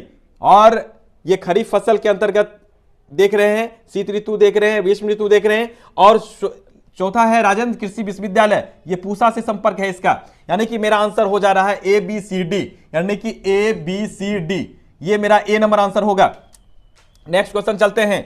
कह रहा है कि दूध को दही में बदलने वाला सूक्ष्मजीव है, दूध को दही में बदलने वाला लैक्टोबैसिलस सूक्ष्मजीव है, जिसमें कहा जाता है कि दही में जो है लैक्टिक एसिड पाया जाता है, इसीलिए लैक्टोबैसिलस जो जीवाणु होता है उसी के कारण जो है दही में लैक्टिक एसिड पाया जाता है। तो मेरा आंसर सी नंबर हो जाएगा, लैक्टोबैसिलस। नेक्स्ट 14 नंबर क्वेश्चन है, कह रहा है कि मलेरिया रोग का कारण है, और जानते हैं कि मलेरिया जो है मादा एनोफिलिस मच्छर के काटने से होता है। तो मलेरिया जो है किसका हो जाएगा, या मलेरिया क्या होगा, प्रोटोजोआ, विषाणु, जीवाणु, कवक, क्या, तो जाने गए मलेरिया रोग का कारण है प्रोटोजोआ, ए नंबर मेरा आंसर हो गया। 15 नंबर चलेंगे। कह रहा दाब का मात्रक है, दाब का मात्रक क्या होगा, न्यूटन मीटर स्क्वायर, यानी कि न्यूटन प्रति वर्ग मीटर। तो ये मेरा आंसर हो जाएगा, देख लेते हैं, न्यूटन वर्ग मीटर, तो हाँ न्यूटन मीटर स्क्वायर, ये मेरा सी नंबर आंसर हो जाएगा। नेक्स्ट क्वेश्चन चलते हैं 16। प्रकृति में पाए जाने वाले ईंधन को कहते हैं, जो नेचुरल रूप से पाए जाते हैं ईंधन, वह ईंधन प्राथमिक ईंधन कहलाते हैं, और प्राथमिक ईंधन से जो प्राप्त होते हैं वह द्वितीयक ईंधन कहलाते हैं। तो मेरा यह जो है प्रकृति में पाए जाते हैं, इसलिए प्राथमिक ईंधन, यानी ए नंबर मेरा आंसर होगा। नेक्स्ट क्वेश्चन 17 चलेंगे। कोयला से प्राप्त होता है, कोयला से क्या प्राप्त होता है, कोयला से कोक प्राप्त होता है, कोयला प्राप्त होता है, कोयला गैस प्राप्त होता है, यानी कि ये जो है सॉरी कोयला से जो है कोक, कोलतार, कोयला गैस, ये सारे प्राप्त होते हैं, यानी कि कोक, कोलतार, कोयला गैस, यानी कि मेरा आंसर हो जाएगा डी नंबर, इनमें सभी। नेक्स्ट क्वेश्चन चलेंगे 18। कह रहा है विद्युत धारा द्वारा किसी पदार्थ पर वांछित धातु की परत निक्षेपित करने की प्रक्रिया कहलाती है। जब विद्युत धारा द्वारा यह निक्षेपित किया जाता है इसको लेपन कहते हैं, इसको क्या चलते हैं 18 में, विद्युत धारा द्वारा किसी पदार्थ पर वांछित धातु की परत निक्षेपित करने की प्रक्रिया को कहते हैं, क्या कहते हैं, बी नंबर मेरा आंसर होगा, विद्युत लेपन। नेक्स्ट 19 नंबर कह रहा है कि हमारी आंख के महत्वपूर्ण भाग हैं, हमारी आंख के बहुत सारे महत्वपूर्ण भाग हैं, कॉर्निया है, पुतली है, लेंस है, यानी कि इसमें अगर देखते हैं तो इसके अनुसार इनमें सभी हो जाएगा मेरा आंसर, इनमें सभी। नेक्स्ट क्वेश्चन है 20 का, कह रहा है कि दृष्टि निषक्त व्यक्ति लिख पढ़ सकते हैं, ब्रेल पद्धति, चूंकि लुई ब्रेल जो थे वो उनकी आंख जो है, आंख की रोशनी खत्म हो गई थी, आंख यानी कि वो आंख से अंधे थे, ब्लाइंड थे, और उन्होंने ही जो है इसका इजाद किया ब्रेल पद्धति का, और चूंकि उनका किया हुआ था इसलिए उन्हीं के नाम पर ब्रेल पद्धति जो है लागू हुआ। तो ये मेरा आंसर हो जाएगा ए नंबर, ब्रेल पद्धति। नेक्स्ट क्वेश्चन 21 कह रहा है कि विश्व जैव विविधता दिवस मनाया जाता है, विश्व जैव विविधता दिवस जो है 22 मई को, यानी कि बी नंबर मेरा आंसर होगा, 22 मई को मनाया जाता है। नेक्स्ट क्वेश्चन 22 चलता है, संकटापन, यानी कि संकट की स्थिति में जो है जो जीव विलुप्त होते जा रहे हैं, लुप्त होते जा रहे हैं, वैसे जीवों की जो है जो डाटा है उसको जो है एक बुक में रखा गया है, उस बुक का नाम है रेड, यानी कि रेड डाटा बुक, वो मेरा आंसर हो जाएगा A number, red data book. Next question 23 चलेगा, कह रहा है कि अभ्यारण्य एवं राष्ट्रीय उद्यान में मना है, अभ्यारण्य और राष्ट्रीय उद्यान जो होते हैं उसे मनाही होती है कि आप वहां पर चारागाह नहीं रख सकते हैं, कृषि नहीं कर सकते, यानी खेती नहीं कर सकते हैं, शिकार नहीं कर सकते, यानी कि इनमें सभी डी नंबर मेरा आंसर होगा, ये सब होंगे। अब नेक्स्ट क्वेश्चन चलते हैं 24, करता भारतीय कृत्रिम उपग्रह हैं, भारतीय कृत्रिम उपग्रह के अंतर्गत इनसेट भी है, IRS भी है, कल्पना भी है, यानी कि इनमें से सभी डी नंबर मेरा आंसर होगा। नेक्स्ट 25 चलते हैं, कहता है जीवों में निरंतरता के लिए आवश्यकता है, यानी कि जीव हमारे, यानी कि प्रत्येक जीव जो है अपनी ही जाति का यानी कि अपने वंश का जो है बरकरार रखने के लिए उसे प्रजनन करना पड़ता है, यानी कि अपनी जाति की स्थिति को बरकरार रखने के लिए उसे निषेचन की क्रिया करके जो है प्रजनन करना पड़ता है। तो ये मेरा आंसर हो जाएगा प्रजनन। इसमें देख लेते हैं कहां पर चले थे, पाचन श्वसन प्रजनन, सी नंबर मेरा आंसर होगा। नेक्स्ट क्वेश्चन 26 कहता मादा जननांग है तो वीरसन, ये तो जो नर जननांग है, गर्भाशय ये मादा जननांग है, बी नंबर मेरा आंसर हो जाएगा। शिश्न ये सब शुक्रवाहिनी ये सब तो छोड़िए, यहां पर चलते हैं, मेरा आ गया पहले बी नंबर, तो बी नंबर मार दिए। नेक्स्ट 27 चलते हैं, कह रहा किशोरावस्था की अवधि होती है, किशोरावस्था की अवधि क्या होगी, तो किशोरावस्था की अवधि 11 से 19 वर्ष, बी नंबर मेरा आंसर होगा। नेक्स्ट 28 चलते हैं, कहता है सीखने की सबसे अधिक क्षमता होती है, सीखने की सबसे अधिक क्षमता, चूंकि ये अवस्था होती है जो किशोरावस्था की होती है, वो किशोरावस्था में ज्यादा सीखने की चाह रहती है और विभिन्न तरह की जो है उसकी सोच भी बदलती जाती है, उसे जो है अपोजिट लिंग के प्रति उसका आकर्षण भी बढ़ता जाता है, यानी कि ये मेरा आंसर हो जाएगा किशोरावस्था, यानी कि किशोरावस्था में बी नंबर मेरा आंसर होगा। नेक्स्ट क्वेश्चन चलते हैं 29 पर, कहता श्रव्य ध्वनि कहलाता है, श्रव्य ध्वनि यानी कि सुनने योग्य जो ध्वनि होते हैं वो क्या कहलाता है, किसके किसके बीच कहलाएगा।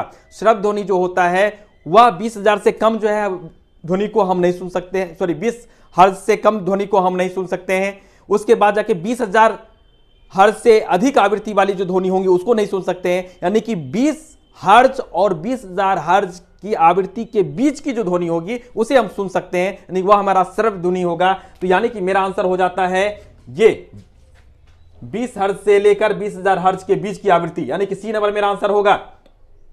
नेक्स्ट क्वेश्चन चलते हैं 30, कह रहा है कि वह तापमान जिस पर पहुंचने के बाद कोई पदार्थ जलना शुरू कर देता है, जब जिस टेम्परेचर पर कोई पदार्थ जलना शुरू कर देता है उस पदार्थ का क्या कहलाएगा, ज्वलन ताप कहलाएगा, उस पदार्थ का वह क्या कहलाएगा, ज्वलन ताप।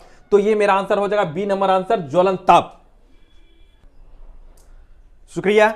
अगर आपको जो है ये वीडियो मेरा पसंद आया हो और अगर आपको अच्छा लगा हो तो इसे लाइक कमेंट और शेयर जरूर करेंगे, साथ ही साथ इसे सब्सक्राइब करना ना भूलेंगे और ऊपर ही बेल बटन होगा उसे दबाएंगे, जिससे कि मेरे आने वाले हर एक वीडियो आपके पास सबसे पहले पहुंचे। धन्यवाद। पहला प्रश्न है हमारा कि शिक्षा का अधिकार अधिनियम कब बनाया गया।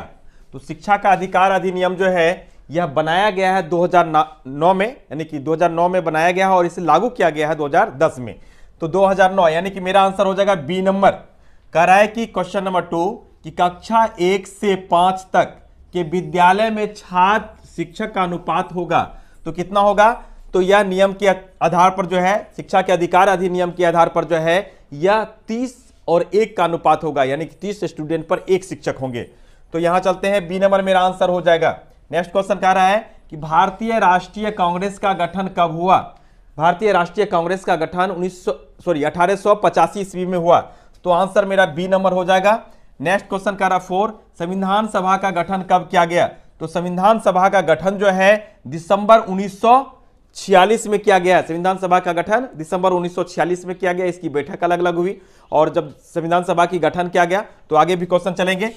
ये मेरा आंसर ए हो जाएगा, 1946, दिसंबर 1946। 5 नंबर क्वेश्चन कर रहा है संविधान सभा के अंतरिम अध्यक्ष कौन थे। संविधान सभा का जब गठन किया गया तो इसके अंतरिम अध्यक्ष उस समय डॉक्टर सच्चिदानंद सिंह थे। उसके बाद जाके इसको उनकी अध्यक्षता में निर्वाचन किया गया। जो स्थायी सदस्य के रूप में आए, स्थायी अध्यक्ष के रूप में आए, वो आए डॉक्टर राजेंद्र प्रसाद। तो उस समय अंतरिम अध्यक्ष जो थे वह थे हमारे डॉक्टर सच्चिदानंद सिंह, यानी बी नंबर मेरा आंसर हो जाएगा। नेक्स्ट क्वेश्चन 6 चलेंगे। करा मौलिक अधिकार संविधान के किस भाग में है। मौलिक अधिकार संविधान के तीसरे भाग में है। किस भाग में, तीसरे भाग में, यानी सी नंबर मेरा आंसर हो जाएगा तीसरा। नेक्स्ट क्वेश्चन चलेंगे 7, कहता धर्मनिरपेक्षता किस संशोधन द्वारा संविधान की उद्देशिका में शामिल किया गया था। यह जो धर्मनिरपेक्षता है यह किस संशोधन द्वारा, तो यह 42वें संशोधन, बी नंबर मेरा आंसर हो जाएगा। नेक्स्ट क्वेश्चन कर रहा है 8, महिलाओं को पैतृक संपत्ति में हिस्सा मिलना कानूनन कब पारित किया गया। यह कानूनन पारित कब किया गया था, तो यह 1952 ईस्वी में, यानी कि सी नंबर मेरा आंसर होगा, 1952 ईस्वी में पारित किया गया था। क्वेश्चन नंबर 9 कह रहा भारतीय संसद के अंग हैं। भारतीय संसद के कौन से अंग हैं, तो भारतीय संसद के जो है राष्ट्रपति ये भी अंग हैं। भारतीय संसद के राज्यसभा, लोकसभा, ये तीनों जो है भारतीय संसद के अंग हैं। तो ये मेरा आंसर हो जाएगा। राष्ट्रपति सही है, लोकसभा भी सही है, राज्यसभा, यानी कि इनमें सभी, डी नंबर मेरा आंसर हो जाएगा। नेक्स्ट क्वेश्चन चलते हैं 10 नंबर। कह रहा लोकसभा में कितने निर्वाचन क्षेत्र हैं? तो यहां पर लोकसभा में जो है 543 निर्वाचन क्षेत्र हैं और 2 जो है एंग्लो इंडियन को लिया जाता है। यहां पर चलते हैं B number answer 543। Next 11 question चल रहा है। राज्यसभा में कितने निर्वाचित सदस्य होते हैं? तो राज्यसभा में निर्वाचित सदस्यों की संख्या कितनी होती है? तो 238, बी नंबर मेरा आंसर होगा। और 238 के अलावा जो राज्यसभा में होते हैं 12 मनोनीत सदस्य होते हैं, तो इसको लगा लेते थे 38 2 40 10 50 यानी कि 250 हो जाता है। नेक्स्ट क्वेश्चन चलते हैं 12 में। कहता है प्रत्येक 2 साल के बाद राज्यसभा के कितने सदस्यों का निर्वाचन किया जाता है? यह जो है राज्यसभा जो है स्थायी सदन है, लोकसभा जो है अस्थायी सदन है, जबकि राज्यसभा क्या है? स्थायी सदन है और यह 6 वर्षों का होता है राज्यसभा, और लोकसभा जो है 5 वर्षों का ही कार्यकाल रहता है उसका। तो इसमें क्या है कि प्रत्येक 2 साल के बाद 1/3 जो है सदस्यों का निर्वाचन होते रहता है, कंटिन्यूटी बनी रहती है। तो यहां पर चलते हैं 2 साल के बाद राज्यसभा का कितना? तो 1/3 1/3, बी नंबर आंसर होगा। नेक्स्ट 13 चलेंगे। कहा राज्यसभा के प्रत्येक सदस्य का कार्यकाल का वर्ष होता है। राज्यसभा के प्रत्येक सदस्य का कार्यकाल का वर्ष होता है वह 6 वर्ष होता है, सी नंबर मेरा आंसर होगा। नेक्स्ट 14 कर रहा है मंत्री परिषद उत्तरदायी होती है। मंत्री परिषद जो है उत्तरदायी होती है संसद के प्रति। चलेंगे यहां पर बी नंबर आंसर संसद के प्रति। Next question 15। संसदीय कार्यवाही का प्रत्येक दिन शुरू होता है। संसदीय कार्यवाही का प्रत्येक दिन जो है प्रश्नकाल से शुरू होता है। तो यहां देख लेंगे बी नंबर आंसर होगा मेरा प्रश्नकाल से। क्वेश्चन नंबर 16 चलता है। सरकार के अंग हैं। सरकार के अंग क्या है? तो विधायिका, कार्यपालिका और न्यायपालिका, ये तीनों सरकार के अंग हैं। सरकार के 3 अंग हैं, तो ये तीनों हैं। तो यहां पर विधायिका ए नंबर सही है, बी कार्यपालिका और सी नंबर न्यायपालिका, यानी कि इनमें सभी डी नंबर आंसर होगा मेरा। नेक्स्ट 17 चलते हैं। FIR का पूरा नाम है।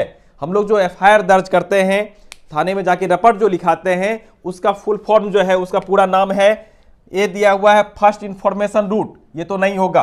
बी नंबर चलेंगे फर्स्ट इंफॉर्मेशन रिपोर्ट, बिल्कुल सही, बी नंबर मेरा होगा first information report. Next question चलते हैं 18। FIR दर्ज कर सकते हैं। FIR जो है हम दर्ज कर सकते हैं, थाने जाकर भी कर सकते हैं, हम डाक के द्वारा रजिस्ट्री भी कर सकते हैं जिस क्षेत्र की घटना उस क्षेत्र के थाने में, और हम क्या कर सकते हैं इसे जो है इंटरनेट के माध्यम से भी हम इस FIR को दर्ज कर सकते हैं। तो यहां चलते हैं थाने से बिल्कुल सही, डाक से, इंटरनेट से, यानी कि इनमें सभी डी नंबर मेरा आंसर होगा। नेक्स्ट क्वेश्चन 19 चलते हैं। कुपोषण की पहचान है। कुपोषण की पहचान क्या है? तो शरीर की वृद्धि का रुकना, बिल्कुल सही। मांसपेशियां ढीली हो जानी, बिल्कुल सही। वजन कम होना, यह भी सही है। खून की कमी होना, यह भी होगा। तो ये सारे चीज होते हैं, यानी कि डी नंबर होगा मेरा आंसर इनमें सभी। 20 नंबर चलते हैं। किसी भी व्यक्ति की गिरफ्तारी के कितने घंटे के अंदर उसे मजिस्ट्रेट के सामने प्रस्तुत करना आवश्यक है? किसी भी व्यक्ति को यदि थाने से उसे जो है यानी कि थानेदार आते हैं और उसके पुलिस डिफेंस विभाग जो है उठा के ले जाता है, यानी कि उसकी गिरफ्तारी कर ली जाती है, तो बिना किसी चीज को रखे हुए उसको ज्यादा समय आप नहीं रोक सकते हैं, और रोक सकते हैं तो मात्र उनका अधिकार है 24 घंटा तक। 24 घंटा के अंदर जो है अंदर आपको मजिस्ट्रेट के सामने उसे प्रस्तुत करना होगा स्वशरीर, यानी कि मेरा आंसर हो जाएगा सी नंबर 24 घंटे। 24 घंटे मेरा हो जाएगा। नेक्स्ट 21 कह रहा है मनरेगा के तहत एक वर्ष में कितने दिनों का रोजगार उपलब्ध कराने की गारंटी देती है? मनरेगा जो है एक वर्ष में 100 दिनों की रोजगार गारंटी देती है, यानी कि बी नंबर मेरा आंसर होगा 100 दिन। नेक्स्ट क्वेश्चन चलते हैं 22। कहता है असम एवं पंजाब में लोकसभा चुनाव कब नहीं हुआ था? असम और पंजाब में जो है लोकसभा चुनाव 1984 ईस्वी में नहीं हुआ था, यानी कि मेरा आंसर होगा सी नंबर 1984। नेक्स्ट 23 संविधान सभा के निर्वाचित अध्यक्ष थे। संविधान सभा के जो है तत्कालिक जो है अंतरिम अध्यक्ष को आपको पता है सच्चिदानंद सिंह थे, लेकिन निर्वाचित जो अध्यक्ष थे वो थे doctor Rajendra Prasad, B number मेरा आंसर होगा डॉक्टर राजेंद्र प्रसाद। नेक्स्ट चलते हैं 24।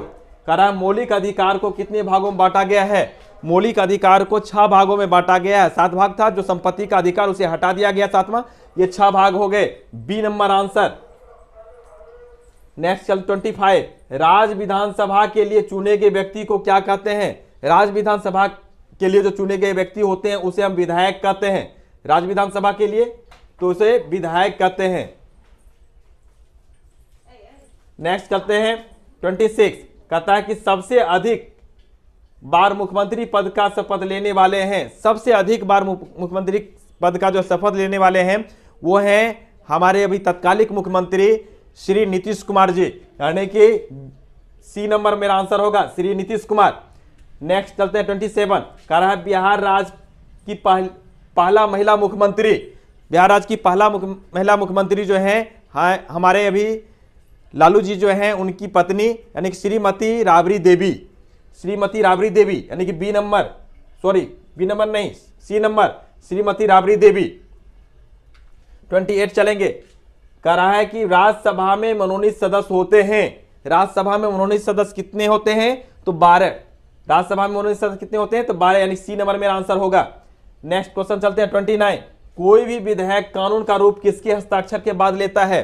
कोई भी विधेयक क्यों नहीं हो, जैसे ही लोकसभा से राज्यसभा में या राज्यसभा से लोकसभा में जहां भेजता है, उसके बाद जब विधेयक पारित किया जाता है, पारित होने के बाद जो है उसे जब तक उस विधेयक पर जो है राष्ट्रपति सिग्नेचर नहीं कर देते तब तक वह कानून का रूप नहीं लेता है, यानी कि राष्ट्रपति के सिग्नेचर के बाद ही वह कानून का रूप लेता है, यानी कि मेरा आंसर हो जाएगा बी नंबर, राष्ट्रपति। नेक्स्ट 30 कह रहा है क्या? बिहार का उच्च न्यायालय स्थित है, जो बिहार राज्य का जो उच्च न्यायालय है वो कहां स्थित है? तो पटना में। तो यह मेरा आंसर होगा बी नंबर आंसर, पटना। शुक्रिया। अगर जो है यह वीडियो आपको पसंद आया हो तो इसे लाइक, कमेंट, शेयर जरूर करेंगे, साथ ही इसे सब्सक्राइब भी जरूर करेंगे और ऊपर ही बेल बटन होगा उसे दबाना ना भूलेंगे, जिससे कि मेरे आने वाले हर एक वीडियो सबसे पहले आपके पास आए। धन्यवाद। है मेरा, चलेंगे। कह रहा है क्वेश्चन नंबर 1, पृथ्वी में प्रति 32 मीटर की गहराई पर कितना तापमान बढ़ता है? जो हम पृथ्वी की गहराई में जाते हैं वहां जो है एक सिस्टम बना हुआ है कि 32 किलोमीटर की जैसे ही गहराई में जाते हैं तो 1 डिग्री सेल्सियस जो है टेम्परेचर बढ़ता जाता है, फिर इसी तरह से रेशियो बनता जाता है। तो चलते हैं, ये मेरा आंसर हो जाएगा ए नंबर, 1 डिग्री सेल्सियस। अब चलते हैं क्वेश्चन नंबर 2 में। कह रहा है कि भू प्रॉपर्टी में ऊपरी हिस्सा कहलाता है। भू प्रॉपर्टी का जो है ऊपरी हिस्सा क्या कहलाता है? तो सबसे पहले भू प्रॉपर्टी का ऊपरी हिस्सा जो है वो सियाल होता है, सियाल के बाद सीमा होता है, सीमा के बाद नीफे होता है, ये नाम दिया गया है। तो पहला ऊपरी पट्टी क्या हो जाएगा? सियाल, मेरा ए नंबर आंसर हो जाएगा। सियाल, वैसे में इंग्लिश में ये इसका नाम है, ये सियाल का SI सिलिकॉन और एल्युमिनियम, इसका जो है ये सम्मिश्रण है, यानी कि यहाँ जो है बालू एल्युमिनियम का जो है ज्यादा ये समावेश होता है। यहाँ पर चलते हैं हम लोग क्वेश्चन नंबर 3। कह रहा है चट्टानों के प्रकार हैं। चट्टान के प्रकार, आग्नेय चट्टान होता है, अवसादी चट्टान होता है, रूपांतरित चट्टान होता है। तो यहां पर हम देखेंगे आग्नेय चट्टान भी हैं, अवसादी चट्टान में है, रूपांतरित चट्टान है, यानी कि इनमें सभी, मेरा डी नंबर आंसर हो जाएगा। नेक्स्ट क्वेश्चन चलते हैं 4 पर। कह रहा चट्टानों के रूपांतरण में किसका योगदान होता है? चट्टान के रूपांतरण में जो है तापमान, दबाव, रासायनिक परिवर्तन, ये सारे सिस्टमों का योगदान होता है। तो यहां पर देखिए तापमान भी है, दबाव भी है और रासायनिक द्रव्य भी है, यानी कि ये तीनों, इनमें सभी, आंसर डी हो जाएगा मेरा। क्वेश्चन नंबर 5 में चलेंगे। कहता छोटा नागपुर क्या है? छोटा नागपुर क्या है? छोटा नागपुर का पठार आप लोग सुने होंगे, तो ये छोटा नागपुर क्या है? एक पठार है। क्या है? एक पठार है। चलते हैं हम लोग क्वेश्चन नंबर 6। कह रहा कि भू सतह पर भूकंप के केंद्र के ऊपर स्थित स्थान क्या कहलाता है? भू सतह पर जो भूकंप का जहां केंद्र बिंदु होता है उसे हम अधिकेंद्र कहते हैं। जो केंद्र बिंदु होता है उसको हम क्या कहते हैं? अधिकेंद्र कहते हैं। तो आंसर मेरा हो जाएगा बी नंबर, अधिकेंद्र। क्वेश्चन नंबर 7 चलते हैं। कह रहा सतपुड़ा पर्वत उदाहरण है। सतपुड़ा पर्वत जो है किसका उदाहरण है, इसके बारे में हम लोग चलेंगे। तो सतपुड़ा पर्वत जो है, यह आप लोग सुने होंगे सतपुड़ा का जंगल। तो इस तरह से चलते हैं हम लोग कि सतपुड़ा पर्वत जो है यह है आपको उदाहरण किसका? भ्रंश घाटी, वलित पर्वत नहीं, लौह पर्वत नहीं, भ्रंशोत पर्वत का उदाहरण है। यह भ्रंशोत पर्वत का उदाहरण है। नेक्स्ट क्वेश्चन हम लोग चलेंगे। करा 8 नंबर। पृथ्वी की सतह से ऊपर की ओर जाने पर सांस लेना कठिन होता है, क्योंकि पृथ्वी की सतह से, जब हम पृथ्वी की सतह से ऊपर की ओर जाते हैं तो सांस लेने में हमें कठिनाई होती है, क्योंकि ऊपर जाने के बाद जो है क्या होता है, ऑक्सीजन की कमी होनी शुरू हो जाती है। तो ऑक्सीजन की कमी के कारण यानी कि ये कह रहा है कि कार्बन डाइऑक्साइड बढ़ जाता है, ऑक्सीजन बढ़ जाता है, नाइट्रोजन कम हो जाता है, ऑक्सीजन कम हो जाता है। तो आंसर मेरा डी होगा, ऑक्सीजन कम हो जाता है। नेक्स्ट क्वेश्चन चलेंगे 9 पर। कह रहा है कि पहले कौन सा भाग गर्म होता है? पृथ्वी का जो है पहले, सॉरी, जैसे ही हम यानी कि सूरज की प्रकाश आती है पृथ्वी तक, तो सबसे पहले कौन सा भाग गर्म होता है? तो सबसे पहले पृथ्वी की जो सतह है वो गर्म होती है, ठीक उसी प्रकार से बढ़ता चला जाता है। तो ये हमारा आंसर हो जाएगा जल की सतह, स्थल की सतह। तो आंसर होगा बी नंबर, स्थल की सतह। क्वेश्चन नंबर 10 चलेंगे। कह रहा है वायुमंडल में ऑक्सीजन की मात्रा है। वायुमंडल में ऑक्सीजन की क्या मात्रा है?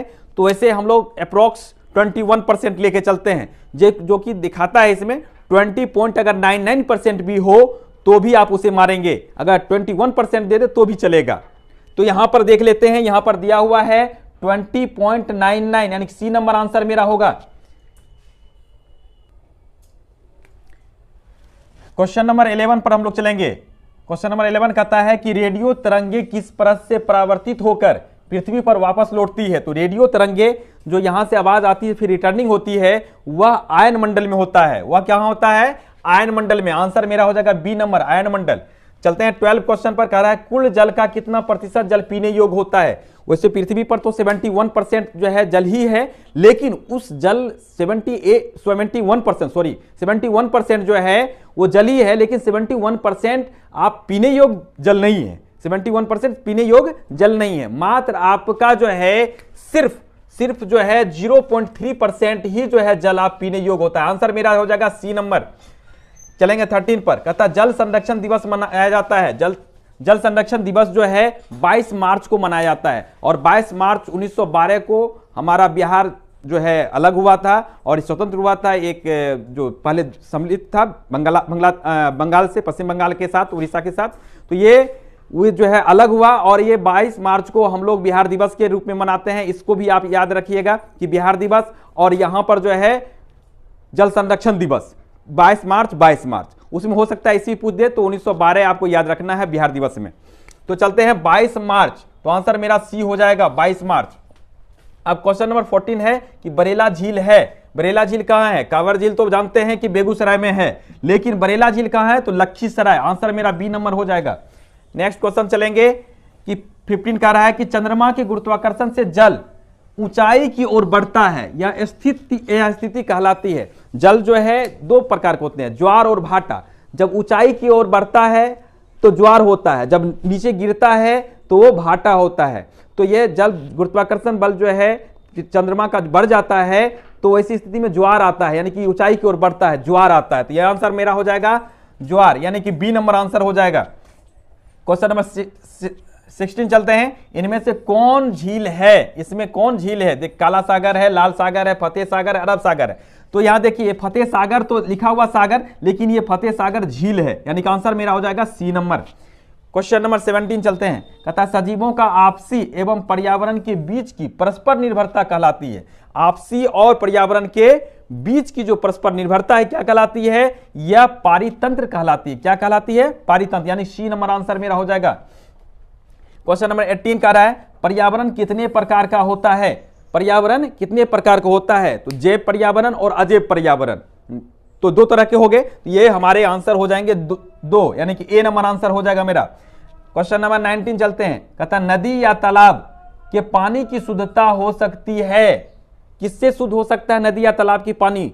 तो मच्छर पालने से, तोता पालने से, बत्तख पालने से, मछली पालन करेंगे अगर तालाब या पानी में, अगर आपने जो है नदी में जो है, तालाब में जो है अगर आप मछली पालन शुरू कर देते हैं तो मछली जो है आपके पानी की शुद्धता को बरकरार करेगा, उसकी शुद्धता को जो है अच्छा यानी शुद्ध करेगा। तो यहां मेरा आंसर हो जाएगा डी नंबर, मछली पालन से।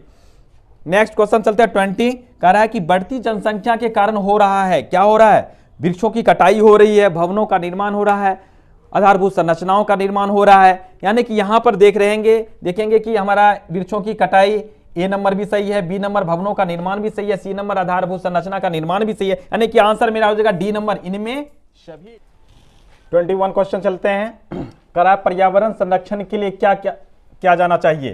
तो पर्यावरण संरक्षण के लिए पौधे लगाना सही बात है, गंदे जल की उचित निकासी का प्रबंधन ये भी सही है, सी नंबर गाड़ियों का कम उपयोग ये भी सही है, यानी कि आंसर मेरा हो जाएगा डी नंबर, इनमें सभी। नेक्स्ट क्वेश्चन है 22 कह रहा है कि खापाचान का अर्थ है, खापाचान जो है लद्दाख में जो है ये आम बोली है, लद्दाख में आम भाषा में बोली जाती है। लद्दाख जो है चूंकि हिम का जगह है, वो हिमभूमि है, इसलिए लद्दाख में जो है हिमभूमि को जो है खापाचान कहते हैं। यानी कि हमारा हो जाएगा आंसर बी नंबर, हिमभूमि। क्वेश्चन नंबर 23, कश्मीर से लद्दाख होते हुए तिब्बत को जोड़ता है। काराकोरम दर्रा है जो कि कश्मीर से तिब्बत को जो है क्या करता है, कश्मीर से लद्दाख होते हुए जो है या तिब्बत को जोड़ता है। यह जो है मेरा आंसर आ जाएगा बी नंबर, काराकोरम दर्रा। नेक्स्ट 24 नंबर क्वेश्चन है, लद्दाख में बहने वाली नदियां हैं। लद्दाख में बहने वाली नदियां क्या हैं? तो B number answer, Sindhu Seok. ये क्या है? यहां बहने वाली नदियां हैं। नेक्स्ट क्वेश्चन चलते हैं 25, करा नखलिस्तान का अर्थ है। नखलिस्तान का अर्थ जो है वो है राजस्थान की स्थिति में वहां देखा जाता है जहां पर जो है हरियाली हो और जहां पर जल की भी मात्रा हो, तो वैसे जगह को नखलिस्तान कहा जाता है। तो यहां चलते हैं, रेगिस्तान में हरियाली व जल वाला क्षेत्र, यानी कि सी नंबर मेरा आंसर होगा। नेक्स्ट क्वेश्चन है 26, कह रहा है कि निम्नलिखित का सही सुमेल करें। भागलपुर, भागलपुर किससे संबंधित है? भागलपुर सिल्क नगरी से संबंधित है, यानी कि भागलपुर को सिल्क नगरी भी कहते हैं। तो यानी कि भागलपुर का आंसर ए हो जाएगा। पूर्णिया में जो है जूट की खेती होती है, इसलिए पूर्णिया जूट से, बी नंबर। गया जो है सूती वस्त्र के लिए प्रसिद्ध है, यहां पर जो है गया, सी नंबर मिल जाएगा। मुंगेर जो है सिगरेट का कारखाना भी है, वहां तोप का कारखाना, वहां पर जो है गोला बारूद भी बनाता है, वहां पर जो है बंदूक फैक्ट्री भी है। हाँ, तो ये सिगरेट का कारखाना जो है मुंगेर में है, यानी कि डी। यानी कि मेरा आंसर हो जाएगा ए नंबर का ए, बी, सी, डी, यानी कि ए नंबर मेरा आंसर होगा। नेक्स्ट क्वेश्चन चलते हैं 27, कहता है जमालपुर में अवस्थित है। जमालपुर में क्या अवस्थित है? तो जमालपुर में रेलवे कार्यशाला अवस्थित है। आंसर मेरा डी नंबर होगा, रेलवे कार्यशाला। क्वेश्चन नंबर 22, कहता है सबरीमाला क्या है? सबरीमाला क्या है? सबरीमाला मंदिर के बारे में आप लोग सुने होंगे, साउथ में होता है, साउथ में है, और सबरीमाला मंदिर जो है वो तीर्थ स्थल हो गया एक तरह से। तो यहां पर आंसर चलते हैं ए नंबर, तीर्थ स्थल है। कह रहा है कि 29, जलवाष्प का जल रूप में बदलने की क्रिया क्या कहलाता है? जलवाष्प जो है पहले वाष्प था, वो संघनन होके जो है जल का रूप धारण किया, तो संघनन का काम किया, तो यानी संघनित हुआ, यानी कि बी नंबर आंसर होगा, संघनन। 30 नंबर क्वेश्चन, लास्ट क्वेश्चन है मेरा। कह रहा है कि कैटरीना क्या है? कैटरीना क्या है? कैटरीना भारत में भी आया था, इसका कैटरीना नाम दिया गया था, चक्रवात था ये। तो ये कैटरीना क्या है? चक्रवात है। ए नंबर आंसर मेरा सही होगा। पहला नंबर क्वेश्चन कह रहा है मेरा, भूमि के अंदर जल के रिसाव को कहते हैं। भूमि के अंदर जल का जो रिसाव होता है उसे क्या कहते हैं? उसे कहते हैं अंतःस्यंदन। सी नंबर मेरा आंसर होगा, अंतःस्यंदन। ये अंतःस्यंदन जब होता है तब यही जल भर जाता है और वहीं पर इकट्ठा रहता है, वो पानी चापाकल वगैरह से निकालते हैं हम लोग। नेक्स्ट क्वेश्चन चलते हैं, क्वेश्चन नंबर 2, करा निम्नलिखित का सही सुमेल करें, मिलान कीजिए। पश्चिम चंपारण, एक नंबर का रहा है पश्चिम चंपारण। पश्चिम चंपारण का संबंध है वाल्मीकि राष्ट्रीय उद्यान एवं अभ्यारण्य से। पश्चिम चंपारण का संबंध है वाल्मीकि राष्ट्रीय उद्यान एवं अभ्यारण्य से। वैशाली का संबंध है बरेला अभ्यारण्य से, बी नंबर। मुंगेर का संबंध है भीमबांध अभ्यारण्य से, और गया का बोध गया से, गौतम बुद्ध अभ्यारण्य से। यानी कि यह नंबर मेरा हो जा रहा है ए बी सी डी, यानी कि ए नंबर मेरा आंसर होगा, A B C D. Next question चलेंगे, और थोड़ा सा याद रख लेंगे कि पश्चिम चंपारण का जो संबंध है वाल्मीकि राष्ट्रीय उद्यान एवं अभ्यारण्य से, तो यहां पर बाघ संरक्षित है, बॉ से, याद रखिएगा बाघ, समझ गए। अब नेक्स्ट क्वेश्चन चलते हैं हम लोग 3 पर। कह जल की अवस्थाएं हैं, जल की अवस्थाएं, जल की 3 अवस्थाएं हैं, ठोस, द्रव और गैस, ठोस, द्रव और गैस। लेकिन वो 3 अवस्थाएं कौन कौन सी हैं इसमें देखते हैं। करा बर्फ बिल्कुल ठोस के रूप में, जल यानी कि द्रव के रूप में, वाष्प गैस के रूप में, यानी कि इनमें से सभी मेरा डी नंबर आंसर होगा। नेक्स्ट क्वेश्चन चलते हैं 4, करा हमारे मुंह में कितनी जोड़ी लार ग्रंथियां हैं? हमारी मुंह में जो है कितनी जोर लार ग्रंथियां हैं? तो नेक्स्ट क्वेश्चन चलेंगे, लार ग्रंथियों यानी कि 3 इधर से 3 इधर से, 3 3 6, यानी कि इसका मतलब 3 जोड़ी लार ग्रंथियां कौन है? 2, यानी बी नंबर 3 आंसर मेरा होगा। क्वेश्चन नंबर 5, करा श्वास नली के ऊपर एक मांसल संरचना होती है जिसे कहते हैं। श्वास नली के ऊपर एक मांसल संरचना होती है। जब हम भोजन करते हैं और सांस लेते हैं तो श्वास नली के ऊपर एक मांसल संरचना होती है जो ढक्कन की तरह होता है। जब भी हम भोजन करते हैं तो भोजन करने के समय जो है श्वास नली की ढक्कन ढक जाती है। ढक जाने के कारण क्या होता है कि भोजन ग्रास नली में चला जाता है और श्वास जब लेते हैं तो वो फिर खुल जाता है। और कभी कभी जब हम कहीं व्यस्त रहते हैं, कहीं मेरा मिजाज कहीं और रहता है और हम भोजन करते रहते हैं तो सरक जाते हैं। वो श्वास नली में कुछ कण भोजन का चला जाता है जिस कारण हम सरक जाते हैं और हम कहते हैं कि हम सरक गए, कोई हमारी चर्चा करे, लेकिन इसकी कोई बात नहीं होती है। इस तरह से हम देखेंगे ये मांसल जो संरचना होती है, जो ढकी हुई रहती है, उसे हम एपिग्लोटिस कहते हैं। बी नंबर मेरा आंसर होगा। क्वेश्चन नंबर 6 कह रहा छोटी आंत की लंबाई लगभग होती है। छोटी आंत की लंबाई लगभग जो है 6 से 7 मीटर होती है। छोटी आंत की लंबाई लगभग 6 से 7 मीटर होती है। आंसर मेरा हो जाएगा ए नंबर। क्वेश्चन नंबर 7 कह रहा मानव शरीर की सबसे बड़ी ग्रंथि है। मानव शरीर की सबसे बड़ी ग्रंथि है यकृत, लीवर। समझ गए? ये चलते हैं, मेरा बी नंबर आंसर होगा यकृत। नेक्स्ट क्वेश्चन है, कह रहा है कि बड़ी आंत की लंबाई लगभग होती है। बड़ी आंत की लंबाई लगभग 1.5 मीटर होती है। तो हम यहां पर देख लेंगे ए नंबर मेरा आंसर होता है। नेक्स्ट क्वेश्चन कह रहा है कि सूर्य से पृथ्वी तक ऊष्मा आने का प्रक्रम है किसके माध्यम से आता है? हम लोग सोचते होंगे सूर्य से पृथ्वी तक ऊष्मा जो है वायु के माध्यम से आता है, लेकिन जबकि वायु जो है यह ऊष्मा का कुचालक होता है। तो ये मेरा आंसर नहीं होगा, ध्यान रखेंगे इस बात को, भूलकर नहीं होगा। विकिरण, सी नंबर मेरा आंसर होगा विकिरण। 10 पर चलेंगे। करा निम्नलिखित में कौन सा वर्तुल गति का उदाहरण है?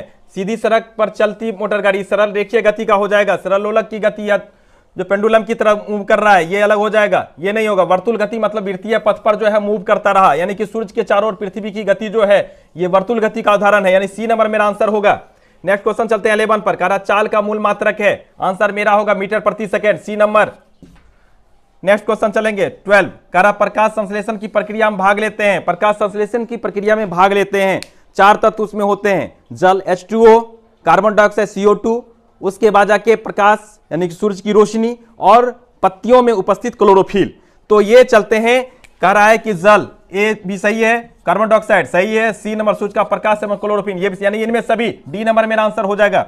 नेक्स्ट क्वेश्चन 13 कह रहा है पेड़ पौधे हैं। पेड़ पौधे क्या हैं? पेड़ पौधे जो है अपना भोजन स्वयं बनाते हैं, यानी कि स्वयं पोषी होते हैं, और हम लोग जो है परपोषी होते हैं। मानव जो होता है परपोषी होता है, यानी कि पेड़ पौधे पर हम अपने भोजन के लिए आश्रित रहते हैं। तो ये हो जाएगा क्या मेरा? ये मेरा हो जाएगा स्वयं पोषी, यानी सी नंबर आंसर। क्वेश्चन 14 कह रहा है कि पौधों का रसोई घर है। पौधों का रसोई घर क्या है? पत्ती। पौधों का रसोई घर क्या है? पत्ती। चलते हैं, क्लोरोफिल इसी में उपस्थित रहता है। 15 नंबर चलेंगे, कीटभक्षी पौधा है। कीटभक्षी पौधा, इसमें चलते हैं गुलाब, मटर, घटपर्णी, अमरबेल, यानी कि आंसर सी नंबर होगा घटपर्णी। घटपर्णी का पौधा जो है कीटभक्षी पौधा कहलाता है, क्योंकि इसमें ढक्कन रहता है। जैसे ही कीट इसके अंदर प्रवेश करते हैं वो ढक्कन बंद हो जाता है, उसमें जो एंजाइम रस है उसको खत्म कर देता है। इस तरह से ये कीटभक्षी पौधा कहलाते हैं घटपर्णी। 16 नंबर, हवा का वेग बढ़ने के साथ वायु का दाब क्या होता है? जैसे ही हवा का वेग बढ़ेगा तो वायु का दाब क्या होगा? घट जाएगा। वायु का दाब घटेगा और यही क्रम चलता रहता है और ये चक्रवात का निर्माण करता है। यानी कि आंसर मेरा रह जाएगा कौन सा? घटता है, यानी कि बी नंबर आंसर। चलते हैं, बिहार में वाहित मल उपचार संयंत्र है। वाहित मल उपचार संयंत्र है बिहार में जो है। वाहित मल संचार यंत्र जो है यह 4 हैं। 17 नंबर का रहा है बिहार में वाहित मल उपचार संयंत्र है। तो बिहार में वाहित मल उपचार संयंत्र जो है 4 हैं अभी, पटना, भागलपुर, छपरा, बक्सर। तो यानी कि पटना हो गया, भागलपुर हो गया, बक्सर एवं छपरा, यानी कि इनमें सभी डी नंबर मेरा आंसर हो जाएगा। नेक्स्ट क्वेश्चन 18 कह रहा है दूषित जल के व्यवहार से कौन रोग होते हैं? दूषित जल के व्यवहार से बहुत सारे रोग होते हैं, जिसमें इसमें ऑप्शन क्या दिया उसको हम देखेंगे। कह रहा है कि ए नंबर पीलिया, बिल्कुल सही, ये भी होता है दूषित जल से। टाइफाइड, ये भी दूषित जल से होता है। डायरिया, ये भी दूषित जल से होता है, यानी डी नंबर मेरा इनमें सभी आंसर हो जाए।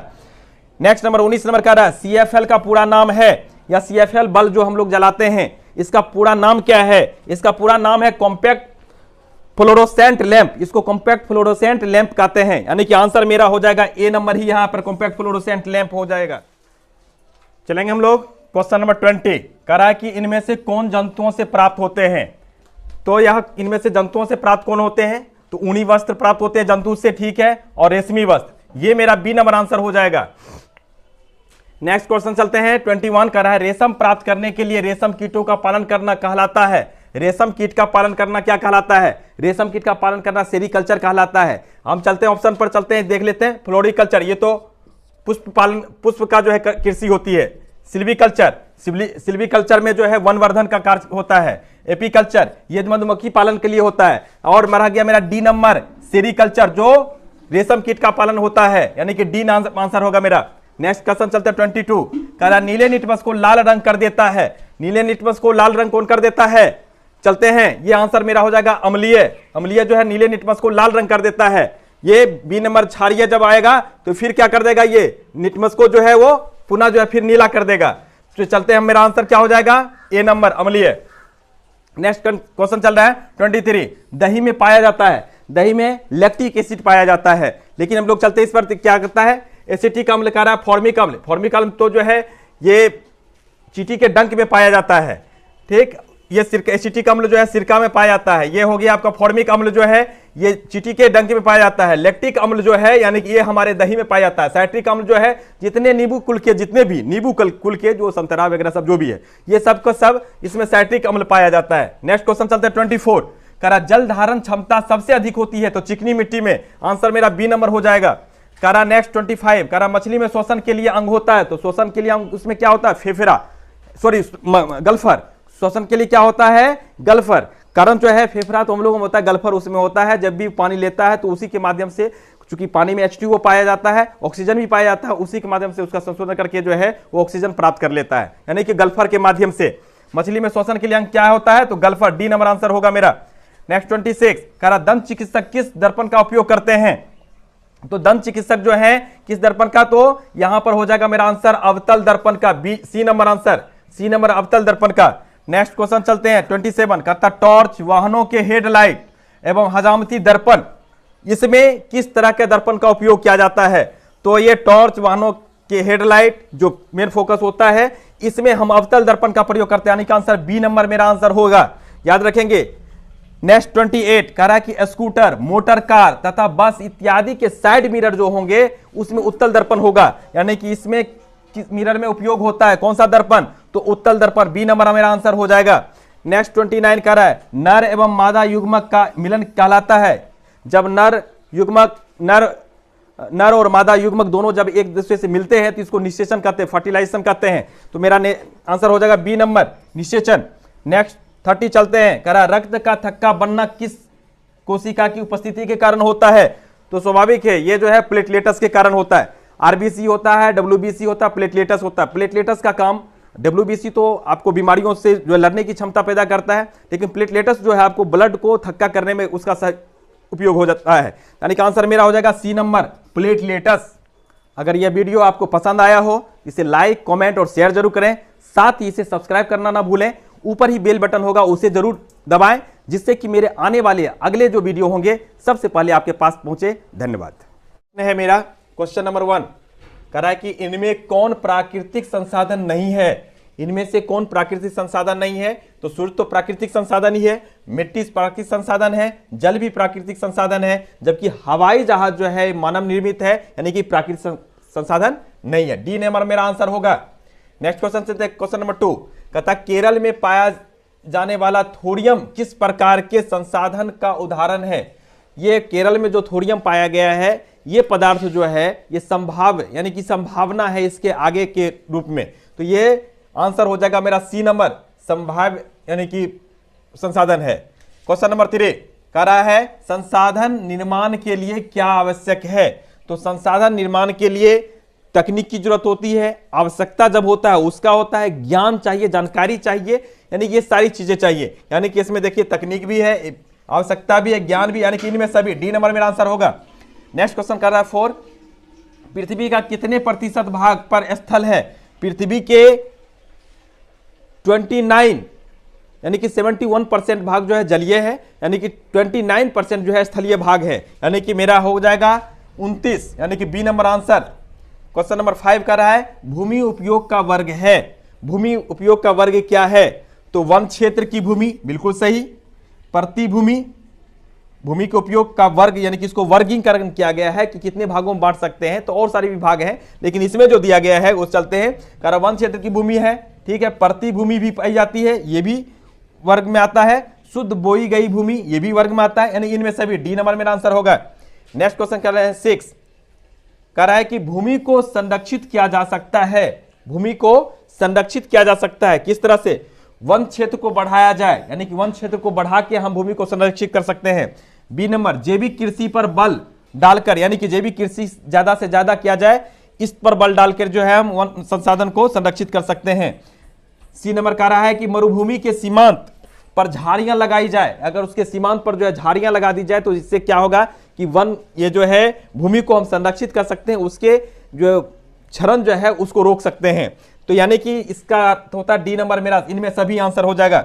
7 नंबर क्वेश्चन कह रहा है भारत में भूमि उपयोग संबंधी आंकड़े कौन रखता है, तो ये भारत में भूमि उपयोगी संबंधी जो आंकड़े रखते हैं वो भू राजस्व विभाग होता है, यानी भूमि का सारा जो आंकड़ा उसके पास रहता है। तो ये मेरा आंसर हो जाएगा बी नंबर, भू राजस्व विभाग। नेक्स्ट क्वेश्चन चलेंगे 8 पर।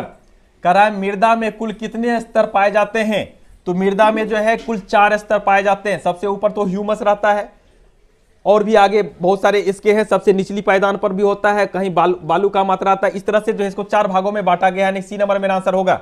क्वेश्चन नंबर 9, रासायनिक दृष्टि से जल किसका संयोजन है, रासायनिक दृष्टि से जल किसका संयोजन है, तो जल जो बनता है वो जल का रासायनिक सूत्र क्या होता है, H2O, यानी कि हाइड्रोजन और ऑक्सीजन का संयोजन होता है, हाइड्रोजन और ऑक्सीजन का, तो H2O। तो यहां पर चलेंगे हाइड्रोजन एवं ऑक्सीजन, सी नंबर मेरा आंसर होगा। नेक्स्ट क्वेश्चन कह रहा 10, इनमें कौन उभयचर जीव है, उभयचर जीव यानी कि उभय मतलब दोनों, चर मतलब विचरण करने वाला, यानी कि जो दोनों जगह पाए जाते हैं, दोनों जगह विचरण करता है। तो दोनों जगह विचरण करने वाले में जैसे सर्प भी हो जाएगा, जैसे आपको जो है मेढक हो जाता है, कछुआ हो जाता है। तो इसमें देखते हैं कौन सा ऑप्शन आता है, इसमें है केचुआ, कछुआ, कछुआ मेरा हो जाएगा, कौवा बाघ तो नहीं होगा, बी नंबर मेरा आंसर होगा। क्वेश्चन नंबर 11 कह रहा है लोह अयस्क है, लोह अयस्क क्या है, तो हेमाटाइट बिल्कुल सही है, मैग्नेटाइट ये भी है, लिमोनाइट ये भी सही है, यानी कि डी नंबर मेरा होगा इनमें सभी। नेक्स्ट क्वेश्चन 12 चलता है, कहता है कि मैग्नीज अयस्क का उपयोग किया जाता है, मैग्नीज अयस्क जो है उसका उपयोग किया जाता है जंगरोधी इस्पात बनाने में भी, इसका जंगरोधी इस्पात बनाया जाता है। बी नंबर बैटरी में भी इसका उपयोग किया जाता है, और सी नंबर फोटोग्राफी में भी किया जाता है, यानी कि डी नंबर इनमें सभी हो जाएगा मेरा आंसर।